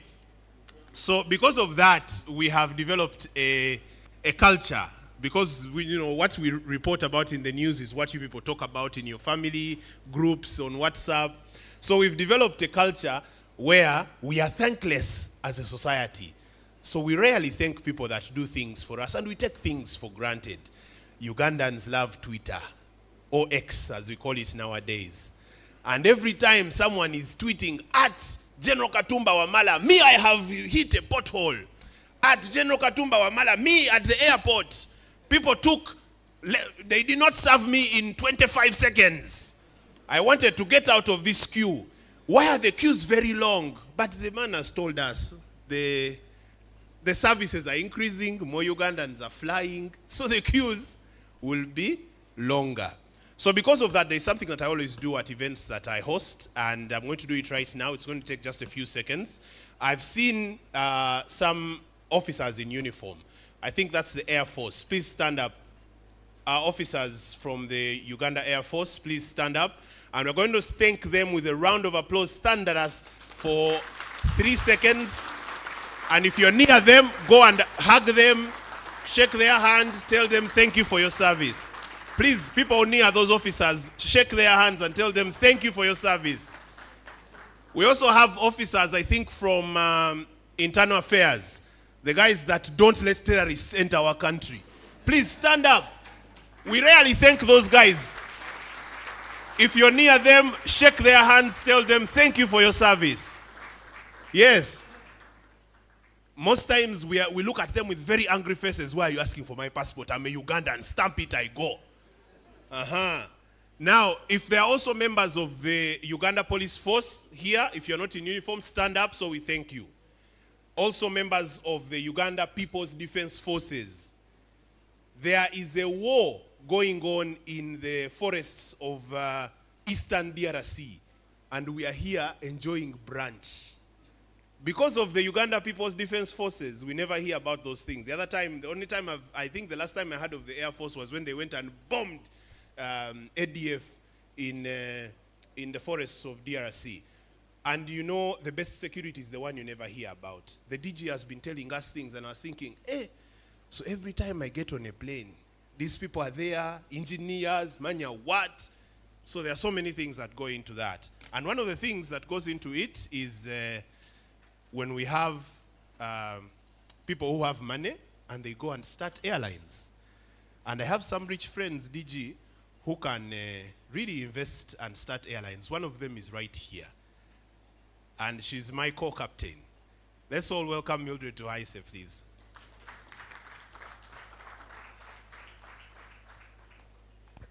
Thank you very much, Daniel. A very good morning to you, ladies and gentlemen. Good morning. I thought we had breakfast, and there is still more breakfast outside. So we expect to have a little bit more of energy. I know we are all looking at our watches because we expected to get out of here in the shortest time possible. But I want to request that you give us just a few extra minutes because this is about to get done. It's very absurd Daniel said those things and me, I'm still a practicing journalist, but I don't report those things. DG knows at least. I don't report those things. I'll go deeper. I want to introduce just one thing because I know as the DG was presenting, we probably got some questions. You know, you're imagining, how did this come about? How will this be fulfilled before we go before the parliamentary committees? So I'm going to request our technical team to display our QR code. And ladies and gentlemen, I know that we all have smartphones. I am going to request that we scan this QR code. So I'm going to give us just a few minutes. Kindly scan the QR code because any questions, any comments, anything that you want to say about today, you will be able to send through on that QR code. And because we have a Q&A session coming through not too long from now, it will be easier for us to go through all the questions so that if we have the same questions coming through, we then don't have to be able to repeat. So just a few more seconds for those who are still. If you think you're too far, maybe you could be able to stand up and draw a little bit closer, but scan this QR code because immediately after that we'll be using and send in the questions, send in your deliberations and what you think about today's engagement because the DG said after today, they will come back the next year to be able to give an accountability of this is what we promised and this is what we want to achieve. DG, the only thing I miss and I told Mr. Vianney Rujaya is back in that day we would come and tour and then go on the deck while we were still in primary and you would see the planes take off. I really miss that, but I know for international standards some things had to change. But I think that was spectacular for so many people, you know, looking at your relative flying and you say that it has taken off. Now they have come.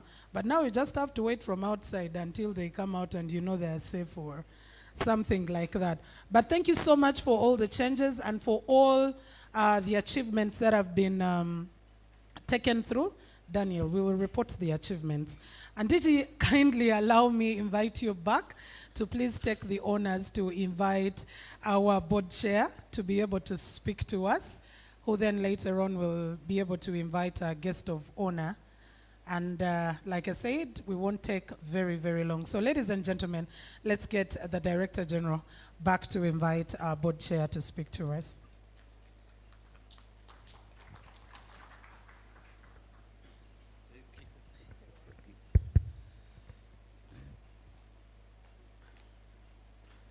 Honorable Minister, this is one of the simplest of the assignments I'm getting this morning.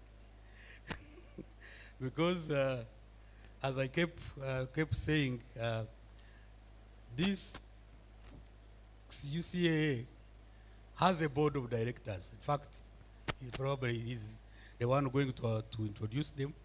But we cannot do anything without the approval of the board of directors chaired by Justice Honorable Stephen Kavuma, Deputy Chief Justice Emeritus. I want to take this singular role, my Lord Chair, to invite you here and come and address this meeting of stakeholders.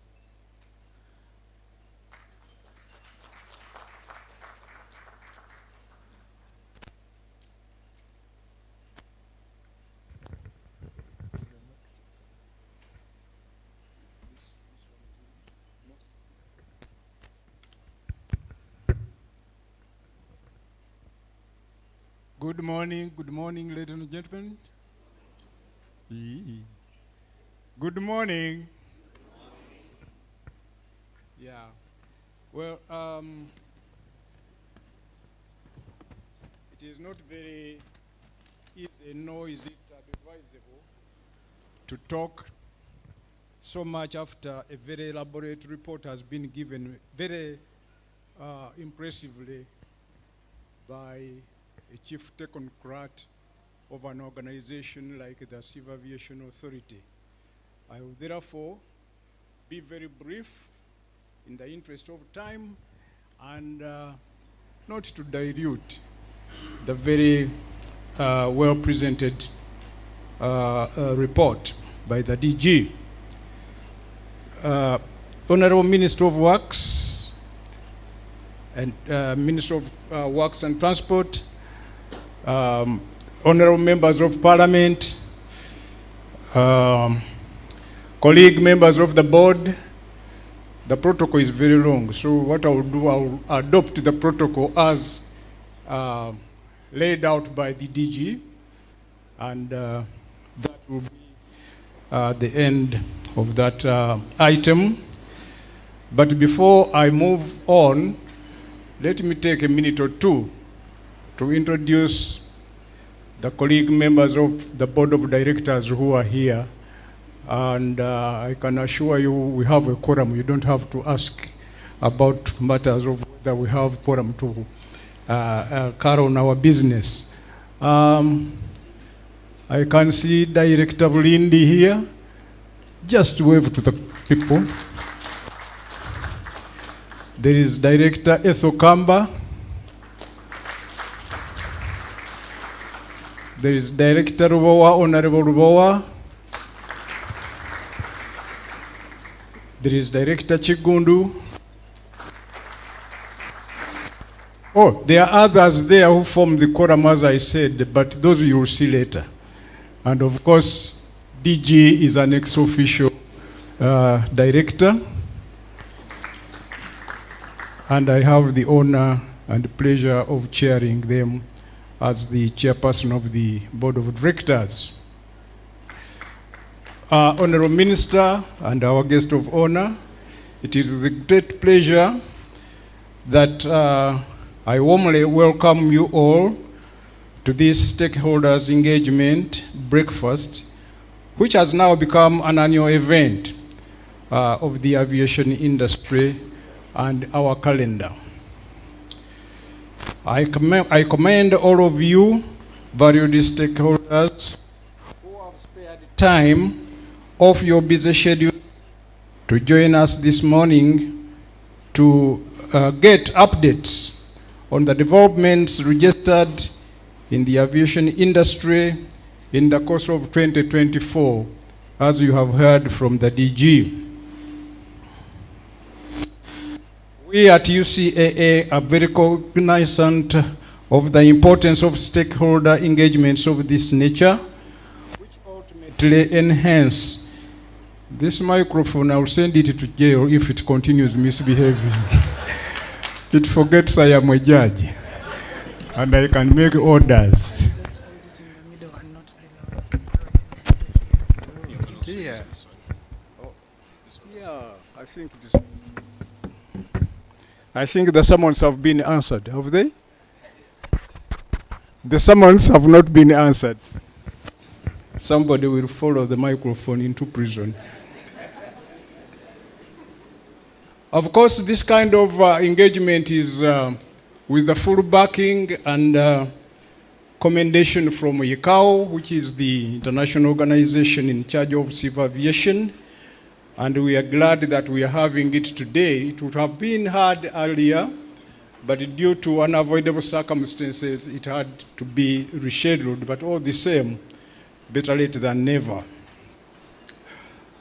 At this breakfast, we'll take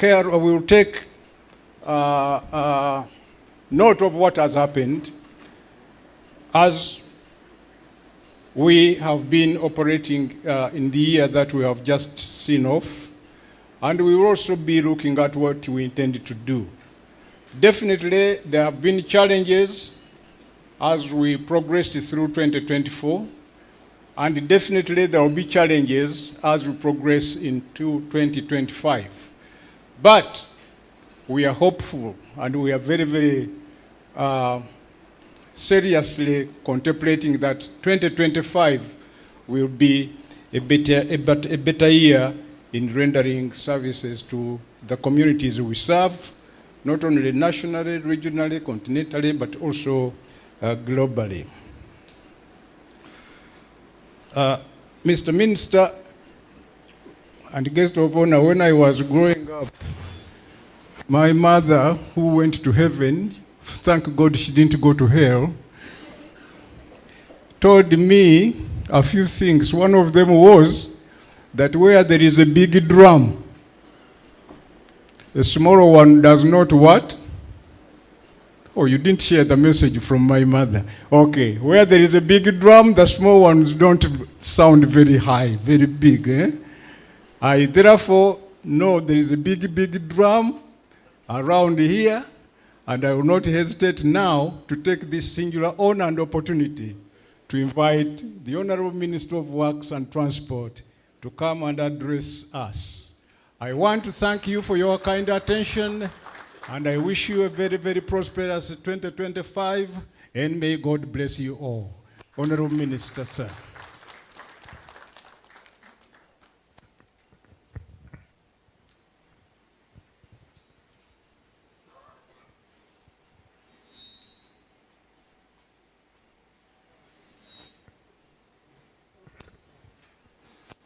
Please take your seats.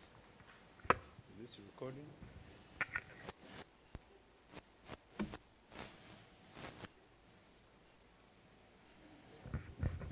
Are these podiums standard size?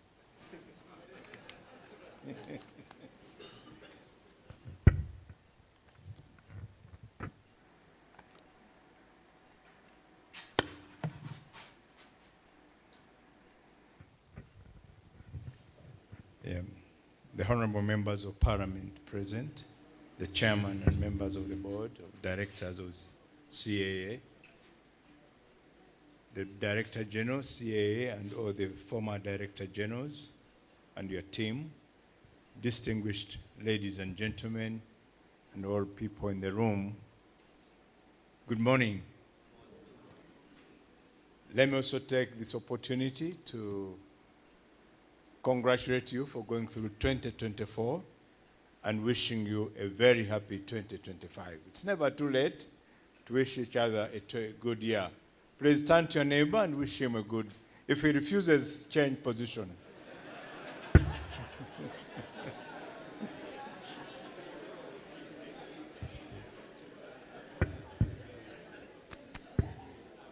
Thank you very much. That means each one of us wishes the neighbor a good 2025. I am delighted again this year to engage with you and all the aviation fraternity at this year's stakeholders engagement. Breakfast, I think you made a mistake. And I can understand why you are keeping us longer here, because you served a brunch breakfast and lunch instead of a breakfast. So it was your trick to keep us longer. But thank you for the breakfast. It was very well served and very good. Thank you, everybody who was behind that. CAA, thank you for looking after our stomachs before we even started working. Thank you. So this is an annual event, as you have heard, which is usually organized by Uganda Civil Aviation Authority. And I think it's a good cause, really, to update ourselves of what has happened in the year, where the pluses we have got, the minuses which we have registered. And I would expect that this should happen, actually encourage it to be done by all my agencies, so that at least accountability is given for the monies and what you set us out to do. That's not me. So I extend my congratulations to Uganda Civil Aviation team for the outstanding accomplishments. You have heard, as they have been highlighted very well by the DG. So thank you very much and congratulations. It is also crucial that you sustain and build on these achievements. You should not go down again. I was also happy to note, yesterday I was reading the paper, and CAA was among the 67 government agencies which recorded profitability. So among the 67, I think 33, including URC, were on the other side, but CAA recorded profit. Congratulations, and that's what we want to see more and more.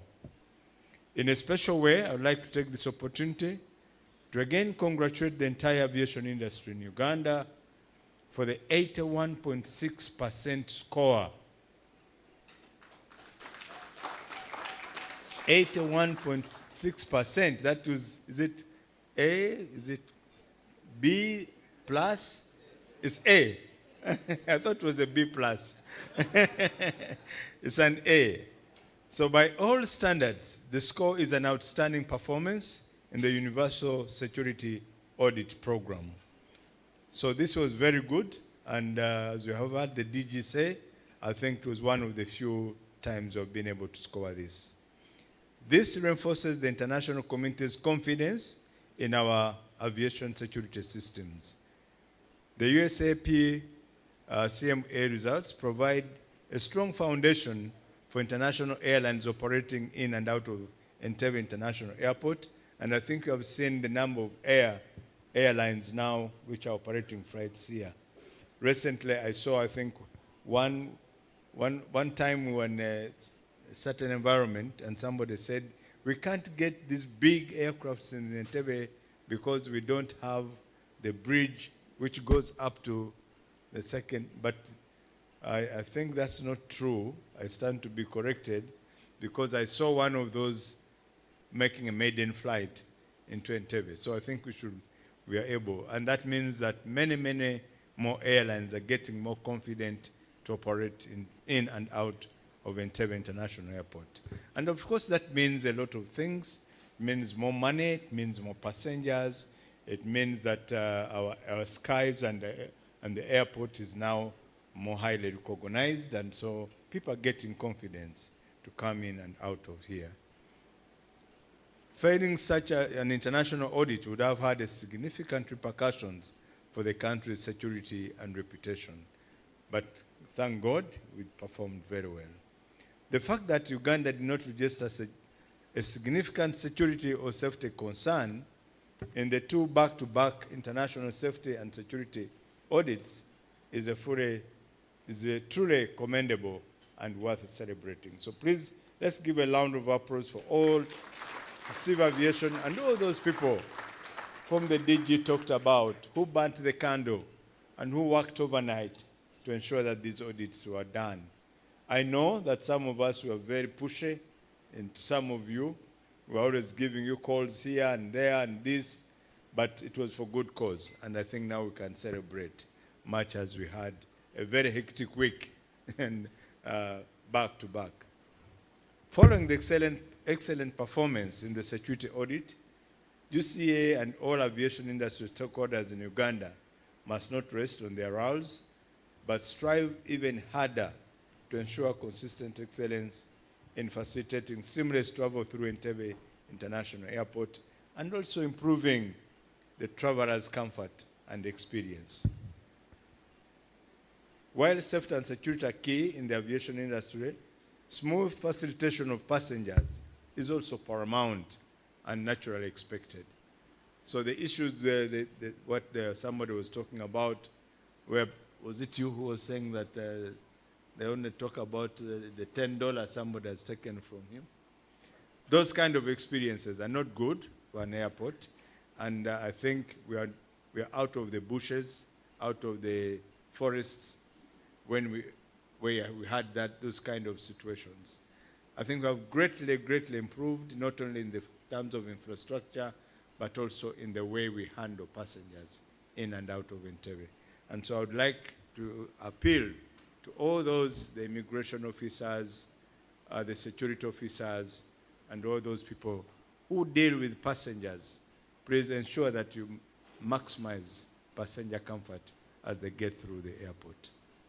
The government of Uganda, through my ministry, places great importance to the aviation subsector, recognizing its critical role in providing direct international access and promoting other sectors of the economy, tourism, trade, and also, of course, it does a lot on socio-economic development of this country. So we fully support all efforts aimed at enhancing the vibrancy and effectiveness of the transport industry. I'm happy to note and also to inform you that we're expanding the physical infrastructure. As you have heard, we are soon, Kabalega International Airport in Hoima will soon be operational. It's operational as of now for cargo, but we'll keep improving it and up to the level of becoming another international airport. Gulu is also time, and then we are going to also to have, of course, Lira Akibua Stadium will be constructed. So there's a lot of development which will be happening in that belt in support of AFCON. And again, the air industry is key because people want to fly in directly to Gulu, drive a short distance to Akibua Stadium, and possibly fly back. So I hope that we are moving fast to ensure that Gulu Airport is properly brought into speed, to ensure that we don't lag behind in developing the AFCON infrastructure. I've been watching within the region, our friends in Tanzania are moving very fast. Sometimes I wonder where money comes from in some of these countries, which I can't get. And moving very fast in most of I've made a number of stadiums and very good at that. So we need to move very fast as a country. So please, honorable members of parliament, when we bring into this, in parliament budgets for this infrastructure, please don't ask many questions because they are for the national good. To this end, the Minister of Works and Transport has taken significant steps towards ensuring having in place additional bilateral air service agreements with other countries to develop a robust air transport network that connects Uganda to major cities worldwide. Currently, Uganda has 58 BASAs, bilateral air service agreements, with various states, a positive step towards expanding our routes within the air industry.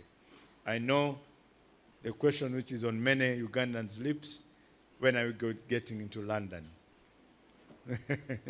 I can see one of the officials of Uganda Airlines is here, and I know we have been working very hard. And I think, is it March now or April? It's April, okay. And so you take us on.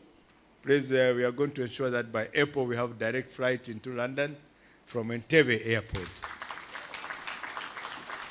And I've already seen what Entebbe Airport is doing in improving infrastructure, because there were demands from the London authorities. There are standards which they want to be met, and I've seen Entebbe Airport is already doing that to meet those standards so that Uganda Airlines can fly directly in and out of London.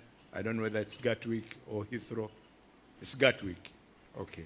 So, press, if you want to plan your journeys now. If you want to have Easter in London, there's no reason why you should not buy your ticket now. Hopefully the line is open for tickets. The most recent BASA was signed with Serbia on October 25th, 2024, on the sidelines of a joint commission for trade cooperation held in Serbia.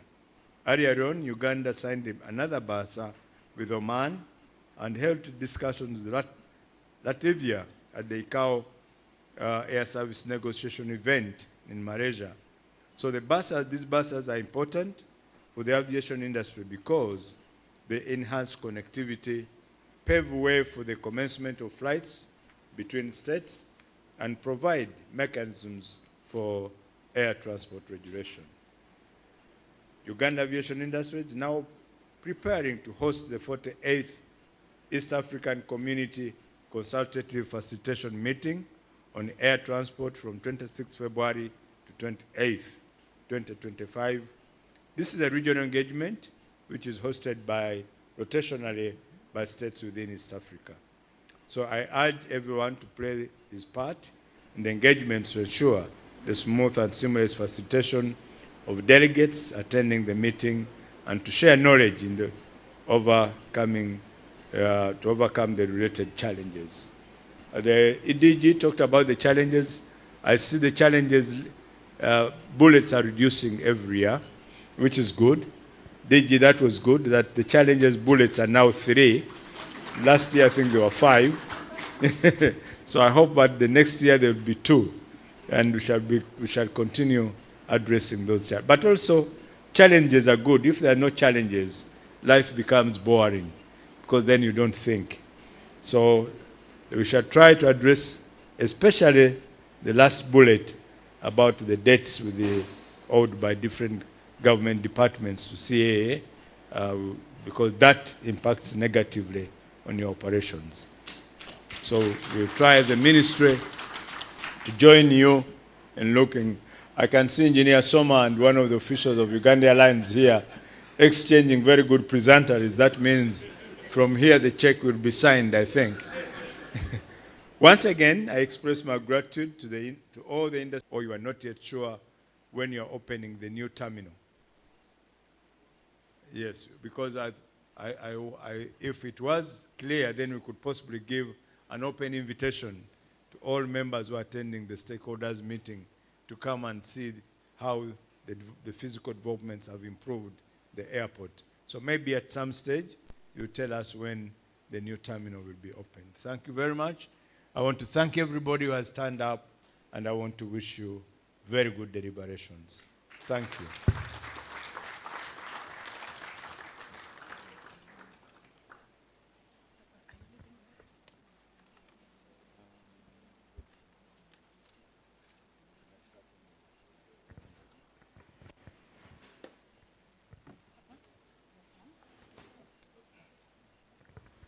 All right, ladies and gentlemen, let's give a big round of applause to our minister. Now the headlines have changed. The headlines have changed. Uganda Airlines by April to fly straight to London. Aren't we happy about that? We can even forget about the 3 bullets. The 3 bullets that the minister talked about. We can forget about those and definitely talk about the good things that will be coming through. I think we have 2 positions. We want to display the QR code once again because we want to go through a very brief Q&A, and we are blessed to have our minister still stay with us for another about 10 to 15 minutes. And so we want to go through some of your questions. Some of them may directly be answered by the minister himself. And so we want to say a very big thank you to you, Honorable Minister, for sparing time to be with us. So, back to the QR code, I am going to kindly request, can we have another handheld microphone from our technical team probably, so we can be able to move with this one a little bit faster. And we'll also have some of the questions coming through. I have already seen some hands up. Okay, Once again, can we have the QR code on the screen? So for those who probably missed out, please scan the QR code. Yes, I can see that some people had missed out on scanning the QR code and send in some of your questions. And not only questions, any suggestions as well with regard to having such an engagement. And now I will start off with the audience, take up a few questions. Please be as brief as possible. I think 30 seconds should be good enough for you to pick up the line for the question that you do have. And then we'll also be taking some of the questions that are coming in from the QR code. Okay, did I see some hands up already? I'll take just a few, about 3 or 5 questions, and let them be answered directly. Please, if you have that question, make sure that you are directing it either to the DG or you want to generally ask, and then the most appropriate person will be answering. Kindly feel free to let us know so the DG will answer you directly. Please go ahead. Thank you so much. My name is Derek Nseko. I'm an aviation professional. This one goes to, actually before I even say my question, I think I need to first support something that the DG said that I feel probably might have been lost in the sea of achievements and everything. The DG mentioned that we need a national aviation strategy. Yeah, and it's something that I just wanted to re-echo. We need a national aviation policy, and this is as well to you, the Honorable Minister. We really need to have a coherent strategy for the aviation sector in this country, to align it with the country's economic priorities, to align it with the continent's integration agenda. I think that's extremely important. Also, another thing that I feel very often when we talk about these things, there are certain people that are always missing in the room. So I think, Honorable Minister and the DG, I would like for us to think about the creation of a forum whereby we have the entire ecosystem that is concerned with this sector in the same room. We do not have the trade and investment sector that is meant to, for example, connect goods and services in this country to key markets across the world. We do not have the tourism sector in the room.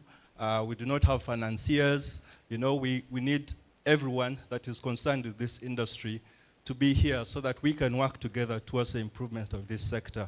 So I think that's important. I know you asked for 30 seconds, but I have one other critical observation. In the next 5 seconds. Yes, and this is to the DG. Yes. Because I saw certain numbers there concerning the domestic sector in the country. I think it was about 10,000 people disembarking. That's about 30 people per day. Isn't that concerning, DG? And are there any challenges that are stagnating the growth? Because I think I've looked at the numbers from around 2015, and the numbers have not changed much. Why don't we have a domestic aviation sector that we can speak of? I think that is an area that we need to look at and we need to work on. Okay. So could you please highlight what the challenges are, and if there's anything that you're doing? I know that in terms of infrastructure improvement, there's something going on. So maybe there is something else that you can highlight for us. Thank you so much. All right, thank you very much. I will give benefit of doubt. Please do not emulate the first speaker. But thank you so much for opening the floor. I think I have a question right at the front here. Let's make them as brief as possible. So that's 1 out of the 5. So I have about 4 more to be able to go. But please make sure that you send your comments and the questions on the QR code, because those will be taken even after here and they will be responded to. Yes, sir. Good morning, ladies and gentlemen. Good morning. Yeah, my name is Mackenzie Ogweng. I'm the chairman of Soroti Flying School. Soroti Flying School is where we train pilots and engineers and other operators. But I'm concerned about the activities at the flying school, which I would like the Director General to clarify to us how he can come to support the breeding school in aviation industry. That's almost the only government-owned breeding school for the industry. As the Director General knows, the industry is very wide. It's not just about pilots and engineers. We need ground handling personnel, we need air traffic controllers, we need firefighting, we need aviation security. It's over 20 disciplines in the industry. But as of now, the school, which was built in 1971, is only training basically 2 sectors of the human resource. And we have left it to Uganda government. You know, government is constrained. There are so many things. So as a body responsible for development of aviation industry in the country, what can civil aviation do to support Uganda Sorority Flying School? That's All number right. one, question number one. Okay. Question number 2, just a brief one. We have a very big cargo section at Entebbe Airport, which was developed about 2 years ago. We need to, now this is going to all of us, we really need to do more to export. The cargo movement the Director General was talking about is mostly imports. But we as Ugandans are not utilizing that facility to do the exports. And as an agricultural country, I really would like that we go back and tell our people that there is opportunity to do business with the outside world through Entebbe International Airport. Thank you very much. Otherwise, that is a white elephant, that cargo section meant to take 50,000 cargos, but you can see it talked of 22,000 tons as of last year. So we have a lot of room and a lot of work to do. Thank you very much. Thank you. Okay, thank you so much. To the entrepreneurs, we're thinking about that very, very much. Yes, there's someone just right on the same table. That's for question 3. Thank you, Honorable Minister. Thank you very much. My name is Ambrose Akandonda, and I was referred to... Mr. Kandona, could you kindly just draw the mic closer to you? Thank you. Thank you. Sorry, I've been off public speaking for quite some time. So it takes a bit of time to readjust. Honorable Minister, my questions I think are going towards your area. One is just to complement what Engineer Mackenzie has referred to as the Sorority Flying School. I think that school needs to be supported in terms of operationability and independence. Right now, that school is still in not here, not there. The issue of CAA supporting it, I think, would be very difficult because that would be bringing in the issue of conflict of interest. It's a regulator, and the other it produces pilots and engineers. So that is a little bit dicey. My suggestion, and I think most of the industry people, would be to give it autonomy. 2, Honorable Minister, we are all delighted about Uganda Airline flying into Europe and especially London. But there is the program of access of the African market, our home market. Earlier on, Honorable Minister, you talked about buses. There is a program which is supposed to eliminate buses, which are cumbersome. The Single African Air Transport Treaty Agreement. I would like to know whether Uganda has fully signed the Solomon Agreement to allow Uganda Airlines or our carriers to access African markets without buses. Because that's how this airline is going to expand its reach and make Entebbe Airport grow into a hub. Sir, those are my 2 observations and questions. Thank you. Thank you. Thank you very much, sir. And of course, I did see the DG note down a lot of those. Do we have any more from the audience? Yes, I do have. That's the second last question from the audience. I would also want for now to be able to look at some of the questions that could be coming through from our QR code, our online space. So I'll request the technical team to just prepare a few of those before we get the answers. Thank you.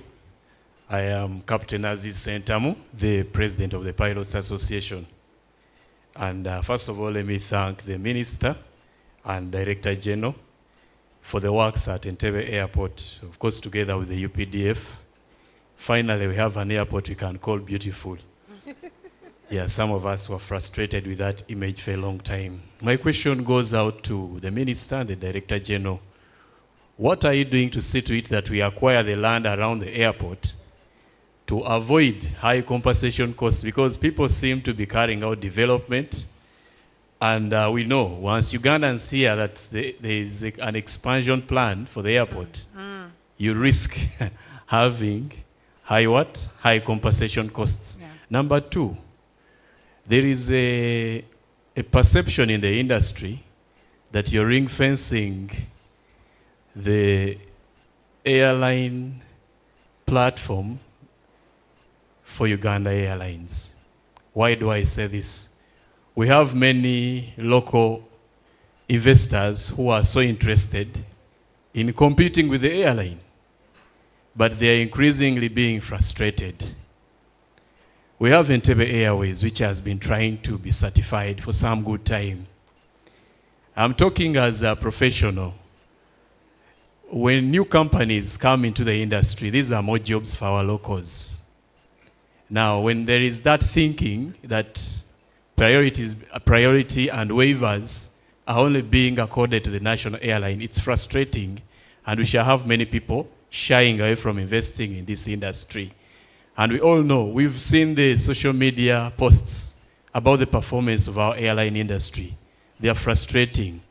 But the easy way of making sure we get a better image is allowing more entrants into the industry. We are doing a lot of homeschooling for Uganda Airlines. Let's allow other entrants into the industry and foster competition so that everyone is given a run for his money. Thank you, sir.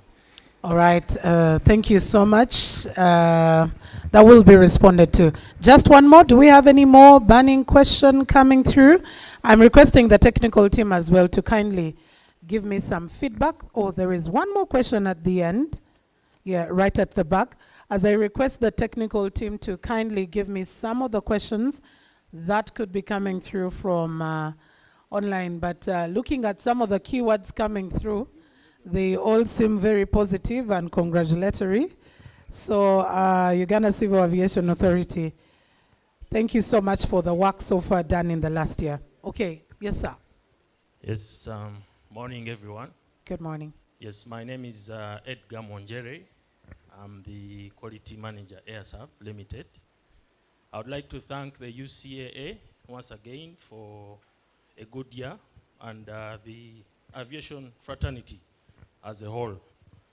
My point is just about the private investors. For UCAA, I know it's been a good path in 2024, but I wanted to note that even the private investors have a very big stake that they can play alongside the whole aviation development. As we said, the DG mentioned a lot about expansion of the airports and the regional airfields as well. I just wanted to say there are a number of private investors who can play a big role in that. I know there's a lot of due diligence going on, but kindly have the private investors also contribute to that development plan. Thank you. Okay, thank you very much. And I think for the audience engagement, kindly allow me to stop it at that. To the technical team, could we just display some of those?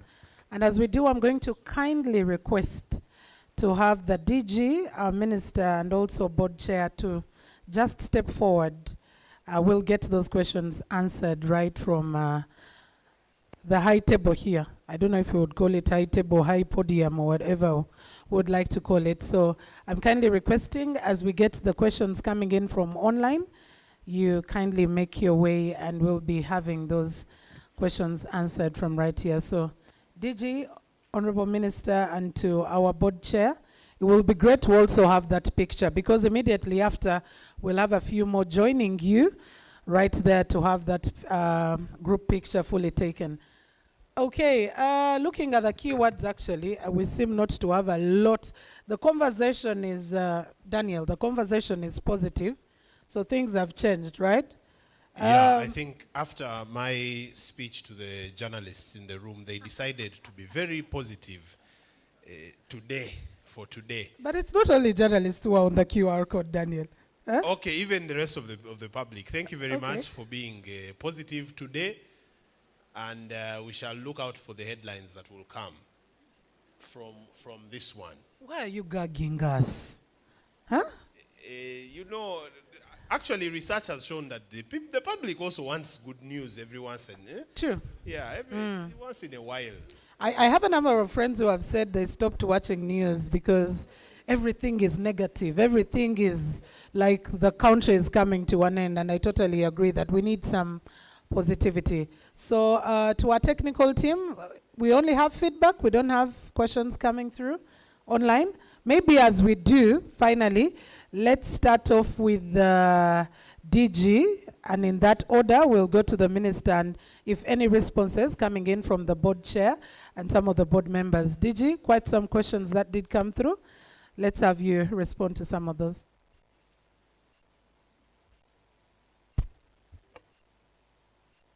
You had switched it on? Thank you. You know, a typical Ugandan, when we blow in the mic or we tap it to see if it is on. Yeah. It is now on, DG. That's right. That's very right. I thank you very much. Those who have asked questions. Of course, that was the purpose of this breakfast meeting. That is very, very good feedback, and we want to really thank you so much for this. We try to discuss these questions you have raised very, very well. I have colleagues here. I have my minister and the chairman. But there are also people who can answer from the audience. So they're just in an interactive way. Now, Mr. Is it called Seko? The first one who asked questions. Seko asked about the national aviation strategy and said that it was not coherent. What I said here, actually, there is actually strategy and even a policy. But what I was trying to say is that at the national, at the highest level in the country, it should be made a priority. That's what I was talking about. Because what was I saying? Uganda is a landlocked country. As I keep saying, other people want to call it land-linked. Land-linked. So there are very few options which we have because we can't be at the sea. So the option now, as in our view, is air transport, especially for our perishable agricultural produce, which, by the way, is wanted in many places. So, and once we emphasize that, then it is a priority. We revamp these aerodromes to feed international airports, and that we can't do it alone. It has to be done with agricultural concerns and other producers. Of course, they already efforts with like these horticultural exporters, and they are doing very, very well. But these efforts have to be even more harmonized. For instance, let me tell you, and it has been said by my elder here, Ambrose Akandonda. We have developed, and of course, and Engineer Mackenzie, we have developed a cargo center, state-of-the-art cargo center. You don't find many cargo centers like that in this region or even on the continent. And what were we looking at? We were looking at export of agricultural produce. Mainly. Of course, imports also come in. But that cannot be done at the airport.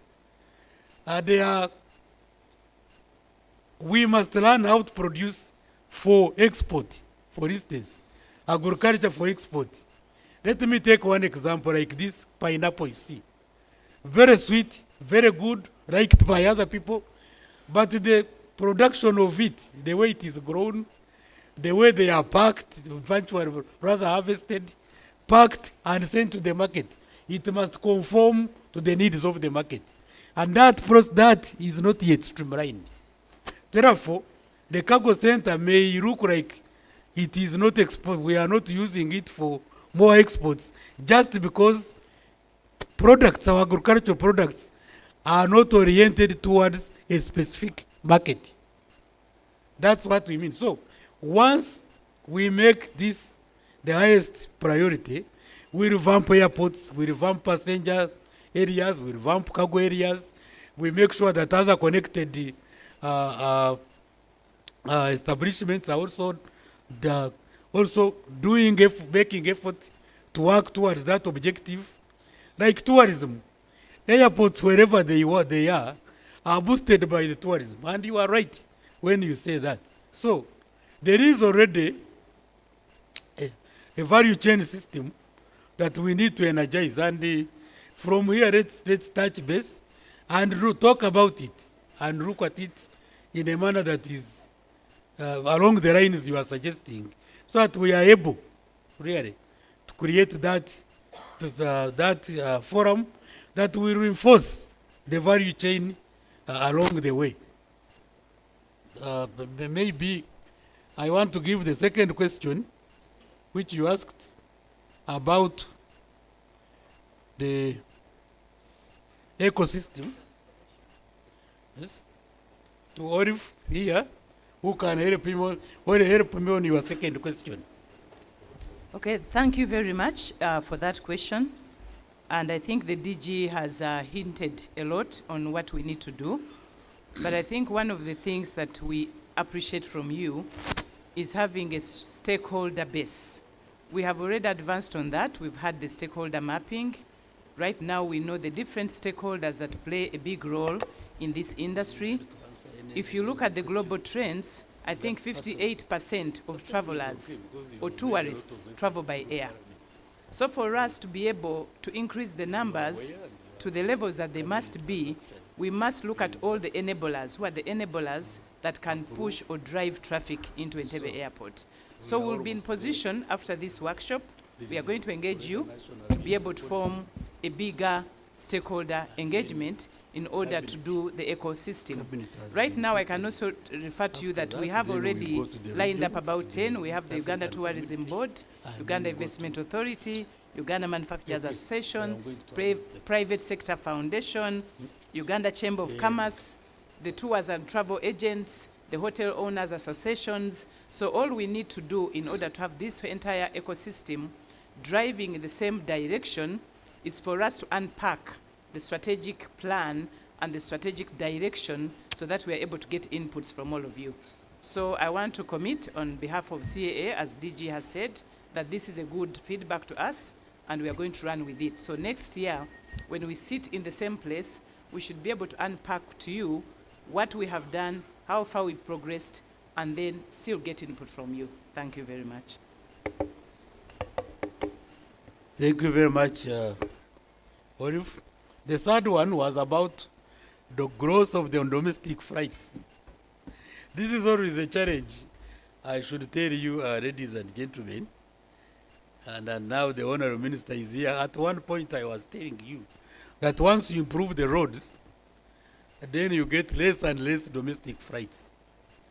But it's also true that we need to orient Ugandans to now start being really flying other than capitalizing on the road. And what am I saying? A typical Ugandan, and I have no really bad feeling about this. A typical Ugandan, when he's going, for instance, to Mbarara, let's give that as an example. Their destination actually is not only Mbarara. let me tell you. There is an ant in Diantonde whom they must see. Yes. Maybe along the way there is a farm somewhere where he has got to go. And of course, an aircraft does not meander in that way. Okay, there is somewhere in Diantonde where he must sit and maybe fraternize with the boys and girls around there. So there is, please look at the character of a typical Ugandan. And these are not things that we are inventing, you know that. But obviously, as I kept as the statistics were showing, this area is actually improving. I think you saw where there were flights increased passengers, like Arua, like Guru, like Mbarara. You saw some increase. The other one is that Uganda Airlines, its master plan, its strategic plan, I think it is going also to have at a later stage internal flights, domestic flights. Of course, you remember the old Uganda Airlines was boosting actual internal flights, domestic flights all the time. So right now we have operators, yes, they are there, but they need a lot of boosting in terms of equipment, in terms of, and those are easy even to reduce on the fare for those who want to travel. But it is surprising, and I must reveal to you, that the majority of these internal passengers, domestic passengers, are the same actual international passengers who come through Entebbe. It is a fact that if you go at Chisoro, at the terminal building, you record more tourists, international passengers who are in Entebbe. They are the same using the internal flights. So that is a little bit more to deal with our, do they call habits? Do they call what? I don't know. To improve them, but also to have one big booster in terms of a national airline, and it does that the way all the Uganda Airlines was doing. And of course, there we shall get usable aerodromes, because now the aerodromes will also be getting revenues. Also, we have put initial investments in these aerodromes. We are not really recovering our costs. They are mainly not really yet commercial. Although a few, like two, can be followed and be commercial with those kind of initiatives. But we are not yet there, I must admit. Honorable Minister, can I request that you handle number 2 about the training school from Engineer Mackenzie? Okay, thank you very much. First of all, I'm not apologetic about improving the roads and getting people on the road because my aim is to have an integrated transport infrastructure system so that people can have choice. If one wants to go by the road, it must be a serviceable road. I'm actually looking at even improving water transport from Entebbe, for example. Why would somebody drive for 2 hours to Jinja when you can sail for 45 minutes to Jinja?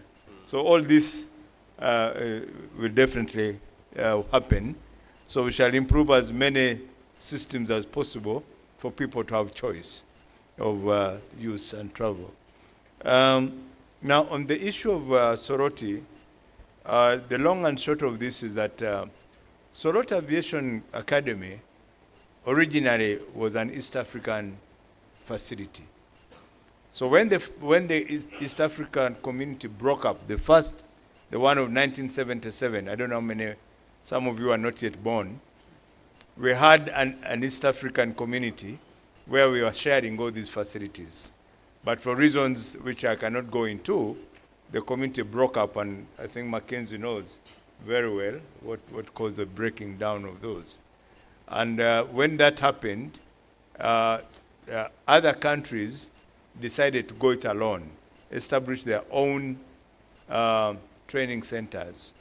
Unfortunately for Soroti, it had that acronym of East African training Civil aviation Academy. academy. So it remained like an East African academy. But the unfortunate thing is that the other members of the East African community, even with the new community now, are not contributing to the running of the academy. They're not contributing there, but they're not willing to let go, to say, Uganda now, this is your facility, invest in it as much as you can. So there's debates back and forth, even at a ministerial level. We have never agreed with my counterparts. Even some of those who are not members of the original East Africa are now claiming to be part of this East African academy, which they are not contributing to. So that's where we are. And so in financial management, we can't, for example, have what we call a vote to support that academy, because again, its status, the legal status of the academy, is neither here nor there. So the first thing we are doing is getting that legal status sorted out. Once we sort that out, then we shall be able to have a budget line fully for it. Right now, we are actually, the ministry is struggling from its own resources to support the academy. And that's not good. The academy must be fully funded and have its own budget. Cabinet recently, and with the directive of the president, directed the Minister of Finance to find money to run the academy until we sort out the legal status. And we hope that that will happen as the president directed. But it cannot go to CAA because, again, there will be conflict of interest. CAA must regulate it as a training academy. It must meet standards for CAA to allow it to give it what we call a certificate as a training center. So it cannot, again, be the same to run the school or to even facilitate it in terms of funding. So it will not work that way. CAA will stay. As you have heard, we want even CAA to get away from running the airport.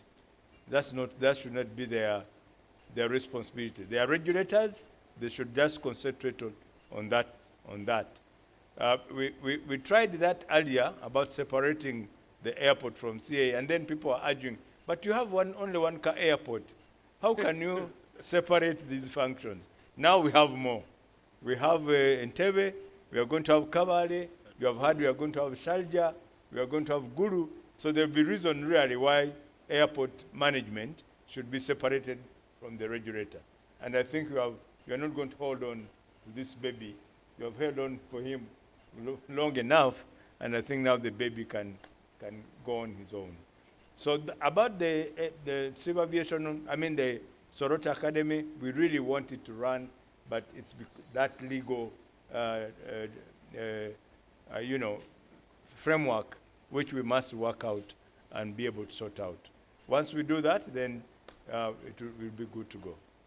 About SATAM, the single air transport for Africa, we are moving, and I think DG will give you more where we are. We really support it, because before we connect to Europe, before we connect elsewhere, let's first connect on the continent, and we want to do that. And we have seen even Uganda Airlines want to open out more routes. Maybe some of them are not very profitable, but again, the idea was to make us more connected. And somebody was talking about preference, Uganda Airlines being given a soft landing, and others are not being allowed to operate. I think DG, you will answer to that. Whether everybody who walks into the industry and says, I'm going to operate, you just say, go ahead and operate. I think there must be many parameters, because this is a very sensitive industry, which requires a lot of things before you allow somebody to just operate in your skies. So DG, maybe you'll be able to talk to that. Thank you. Thank you very much, Honorable Minister. And thank you very much for, I think Engineer Mackenzie and even Ambrose talked about the school, and they were supporting explanations from Mr. Ambrose Akando and about this conflict of interest. There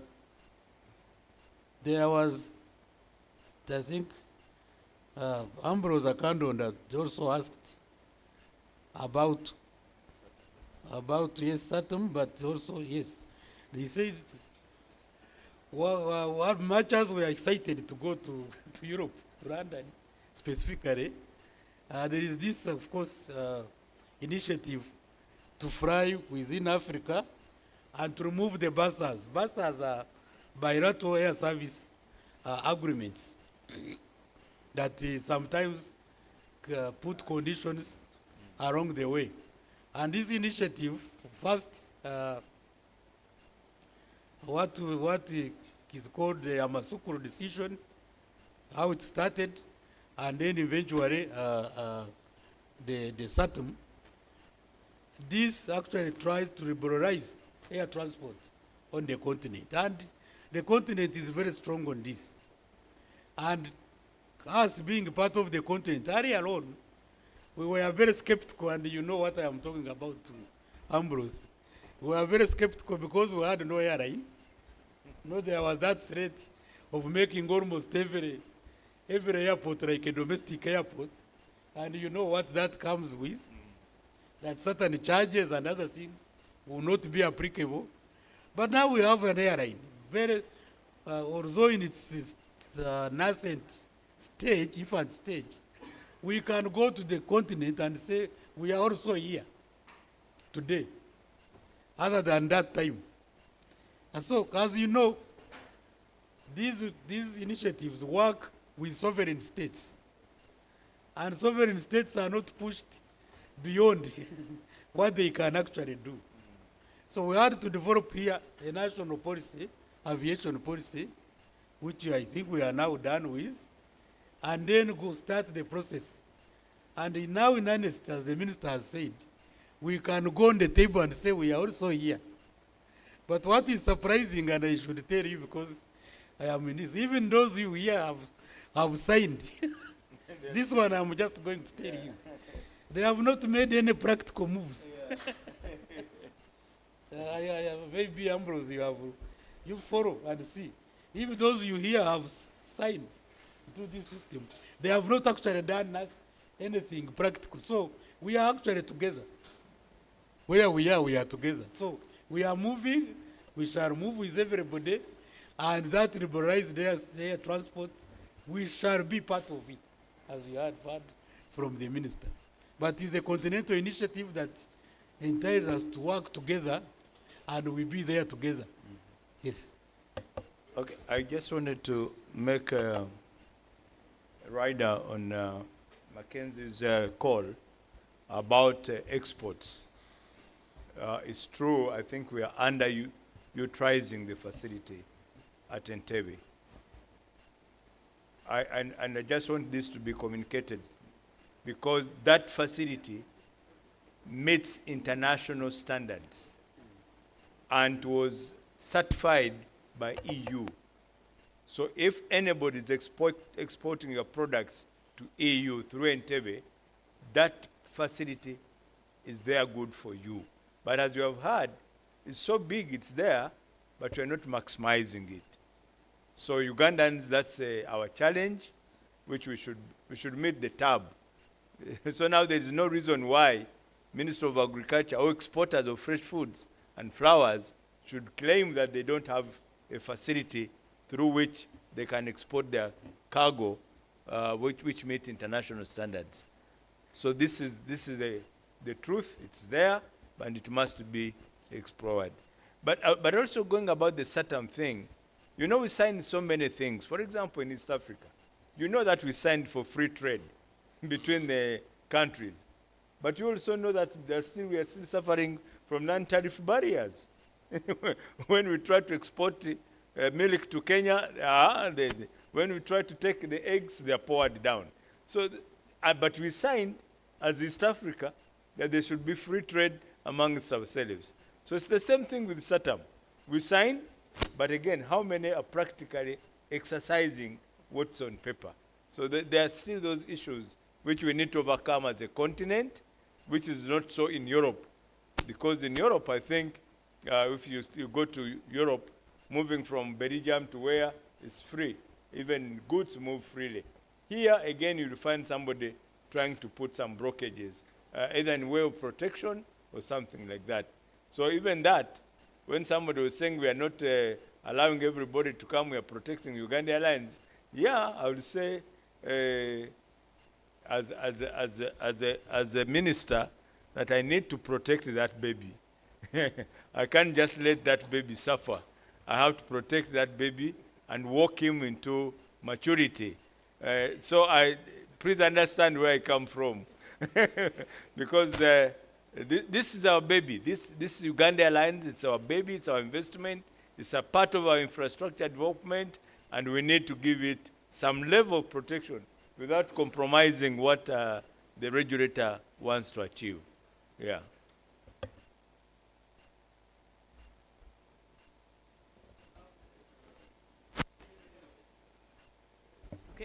Thank you very much, and we appreciate the feedback from Entebbe Airways, but I must confirm that we have advanced. We have had several meetings with Entebbe Airways, but I also want you to be cognizant of the fact that we have 5 stages in which one goes through for certification.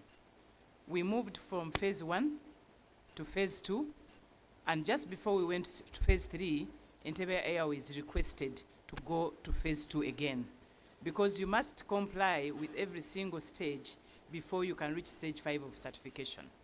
So I must say that now I think they've gone back. They're at stage 2. The stage 3 will be demonstration, which will still require a certain type of aircraft for the demonstration to be done. So we are in a good progress. We've engaged with them for the last, I think, 1 year. And if all the phases are compliant as required by the regulations, then we should be in position to have Entebbe Airways in the skies of Uganda. But I want to confirm that we are more than interested in supporting the local people, local partners, local investors, because that's the only way in which we can actually improve the economy of this country. So we commit that, and after this meeting, please engage with our Director Safety, Security and Economic Regulations. If there's any information that you think you don't have, at least I have the entire information from phase 1, phase 2, up to phase 3, until when you went back to phase 2, and let's see how we manage the remaining phases to make sure that you have the certification to enable you to start flying into Uganda. Thank you. All right, thank you very much. Sorry, let me, just this is from, that question was from Captain Aziz. Captain Aziz, of course, is not a stranger into these systems. Really, the issue about Uganda Airlines, do you remember when the 2 big aircrafts, the 2 Airbuses came? Do you know how long they packed before they could be allowed in the sky? Do you remember how even Ugandans were apprehensive? We were trying to do a complete certification. Airlines cannot come into existence without a 5-stage certification process. And of course there we are checking quite a lot of things. You are saying you want to come and fly, you want to start an airline. Do you have appropriate pilots? Are they qualified for your equipment? Do you have attendant facilities like maintenance hangars? Are you sure? Okay, we also look at ourselves, whether we have appropriate inspectors with appropriate qualifications. If they are not in place, they must be produced, they must be hired or developed. And many other, of course, Oliver has talked about this specific one. But the industry has got a lot of certification requirements that you must fulfill, Captain Aziz. You know that. The good thing I'm talking with a person who knows these things. So, whereas we welcome every operator, we must make sure that they fulfill requirements for the safety of the industry. That is really something. Uganda Airlines, by the way, complains also that we are too stringent. Its airworthiness record, maybe sometimes failure to do surveillance, to cross up surveillance issues. They are very, you ask Captain Wego is here. Ask him. But the more visible example is when Airbus is parked for 5 months and they could not be allowed in the air because we wanted to be sure, cocksure about it. And they complained. They said, for us, you are also making us look like we don't know what we are doing. But that's the reality of this industry. So maybe the other one, Honorable Minister, so therefore we are not facing anything about Uganda Airlines. What are we going to do to see that we have land? Yes, around Entebbe. Of course, as I said in the other presentation, the government was, by the way, kind enough to give us the part of the farm, the government veterinary farm. And we were able to, that's why actually we put our cargo center, if you remember. But as Oliver Twist says, we're asking for more because our expansion activities require that. We have even been able to negotiate shifting of certain facilities in agriculture. So what we are saying is that the rest of the government, like land offices, like district land boards, should also see that actually the remaining land that is there is meant for the facility that is already established there. And this from just giving land anyhow to even facilities that could be located elsewhere. And we have been engaging in that. Compensation, of course, UCA cannot compensate. We don't have that money to compensate. Even where compensation issues have arisen, government always would come in. There are actually people on the list to be compensated already, like that. I want to clarify this now that I have an opportunity, Madam Twace. We are not going to claim Lake Victoria. Certainly not. But even if we were to use Lake Victoria, we would use it with environmental safeguards in place. And NEMA would be approving. There are many other areas, even by the way, without a water body. Even I am sure this hotel has an environmental impact assessment done and approval. So everything we do must be approved. So we are Edgar Mwonjere talked about private investors having a big stake. Edgar is a captain also. He's a captain. Edgar, where are you? He's over there, yes. Now, of course, we cannot work without private operators. Or actually, the majority of the people who are here are private people, be it ground handlers, be it airlines. Most of the airlines are private, be it even maintenance organizations.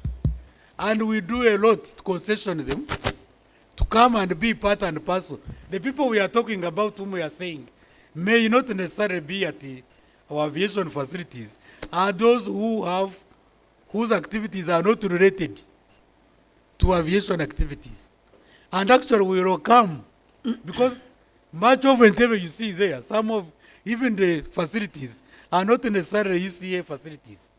But we allow people to come in and do that part of aviation, which is of course interrelated with the rest of the aviation activities. I want to thank you so much. I am sure we have covered it. Definitely, definitely. And for any other questions, let's use the QR code and we will avail time for those to be responded to. Ladies and gentlemen, let's give a round of applause. And because our time is really, really fast spent, I'm just going to request that you stand up for a group photo. You constituted our panel discussion right away, and I will just kindly request the other board members to kindly join in this picture. So to all our other board members, kindly, and management, board members and management, please, kindly join the high table, our panel that was constituted immediately for this. We can just extend in front. I normally love to say those who are down to earth like myself, you just get to the front. Those who are created while God still had all the height can be at the back. Of course, I know the minister was unapologetic about the road construction, because if you asked many of these people what they enjoy most on particular travels, when they're going to Jinja, they want to stop via Namaojolo. Huh? There is no when Gonja. When they're going to Gulu, there is cassava around Kafu, There is no towards Gonja. Masindi. When they're going to Masakambarara, you want to go via Lukaya. The digital due planes don't do that meandering, unfortunately. When we got someone doing Nsenene on Uganda Airlines, you started quarreling. Huh? You might not want Gonja. You don't want to see a picture of roasted Gonja on Uganda Airlines. Eh? Some people are very entrepreneurial. We'll request for this other microphone to actually be placed on.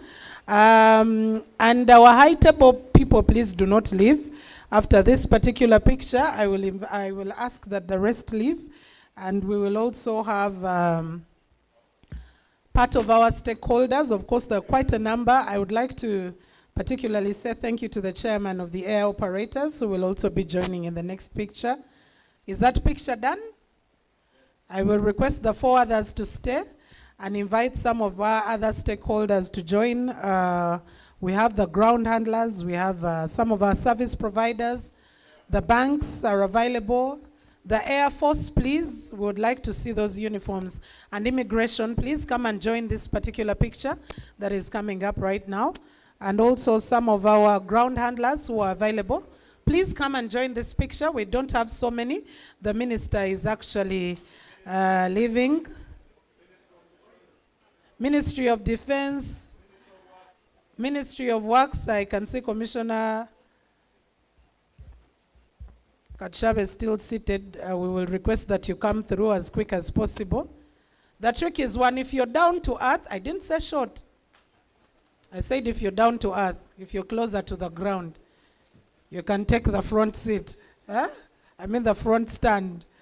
But let's make sure that we create the curves so that no one is in the crop zone. Eh?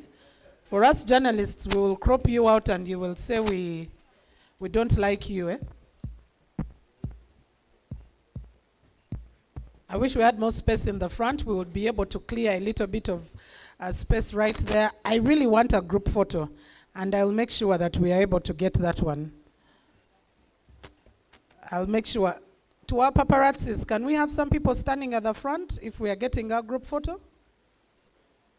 Especially those who are as tall as Commissioner Winston. Eh? Oh! Commissioner Winston, someone said they are taller than you here. I will not get into those conversations. Okay, I would like us to have as many. Let's have just one more last one. Let's have some of us come through because every stakeholder who is here is very important. But before that, allow me invite the organizing committee because you easily forget yourselves. Eh? I want the PR team of the Uganda Civil Aviation Authority. You have had sleepless nights over this one. You can imagine holding an event in January. Eh? So the civil, Mr. Vianney, I did see Jackie. To our organizing committee, please, let's just run through and have this picture. You've had your sleepless nights. We know what that means. Being someone who organizes events, the things you're thinking about, will the minister come? Will they come on time? Will there be a cancellation? So many things that you're thinking about. So we want to say a special thank you to the PR team of the Uganda Civil Aviation Authority for putting up such a beautiful, beautiful event for us and ensuring that we come to speak through. So many people fear feedback. Daniel, do you have your microphone on?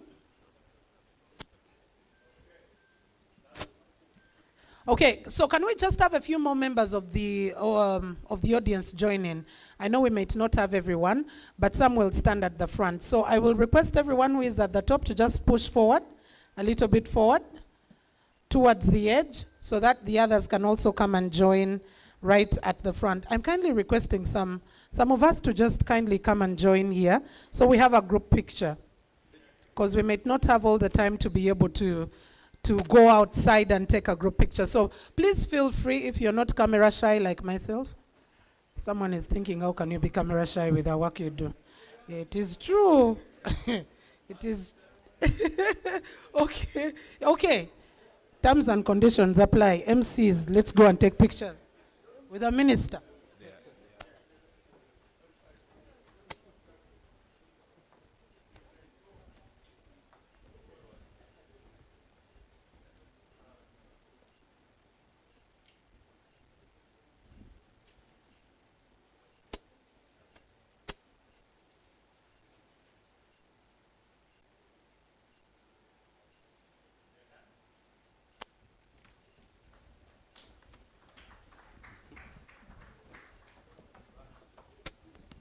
Honorable Minister, before you leave, the DG prepared a souvenir package for you, and he will officially hand it over to you. I'm just going to request our organizing team to bring those packages to our entire panel, as it was, including our board chair. Please, the Director General has some souvenirs for you. Thanking you for coming. I think we'll do one by one. We'll start with the Honorable Minister. DG, please, if you could come to the middle so that we have all those pictures. Okay, we've started with the board chair. No worries, no worries. Thank you so much. Oh, the board chair is handing over to the minister. I love protocol. I love these things. You need to know who your boss is at some point in time in life. And then the DG can now hand over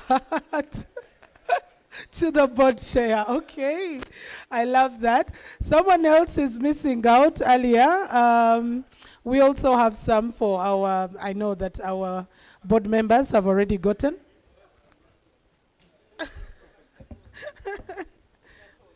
Okay, and everyone else is receiving their souvenirs on the tables. Thank you so very much, Uganda's. Who is handing over to the DG now? Okay. Yes, please. Okay. Thank you so much, ladies and gentlemen, for sparing your morning, your Tuesday morning. And of course, Daniel, anything we could be left with, Daniel? All right, thank you very much. Mildred has given us one of the best things, that we get to go home with a souvenir. So, Swangs, please, let's have our anthems, and then we'll close today's event. Swangs Avenue, take over. Let's all stand up for the anthems.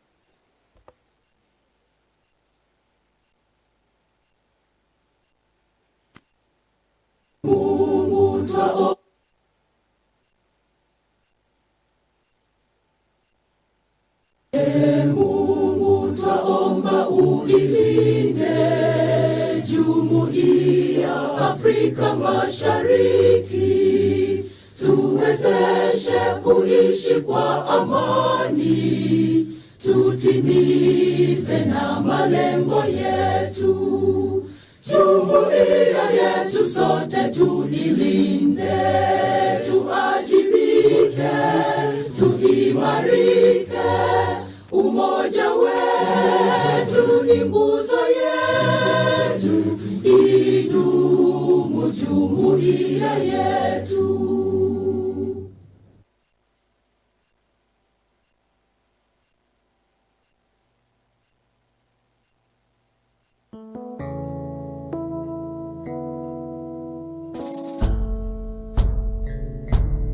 Oh, Uganda, may God uphold thee. We lay our future in thy hand.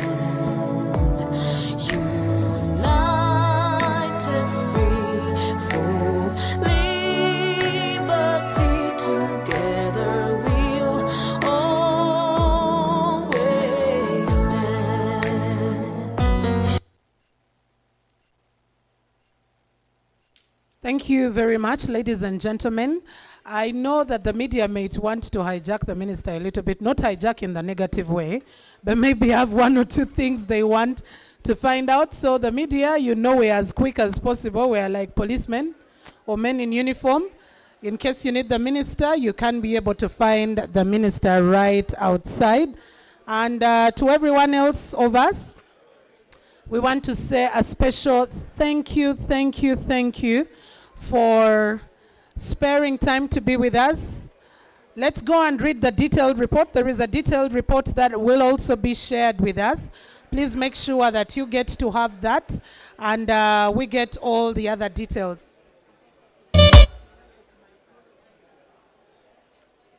Otherwise, we still have a little bit more for you to eat in case you missed out on our breakfast.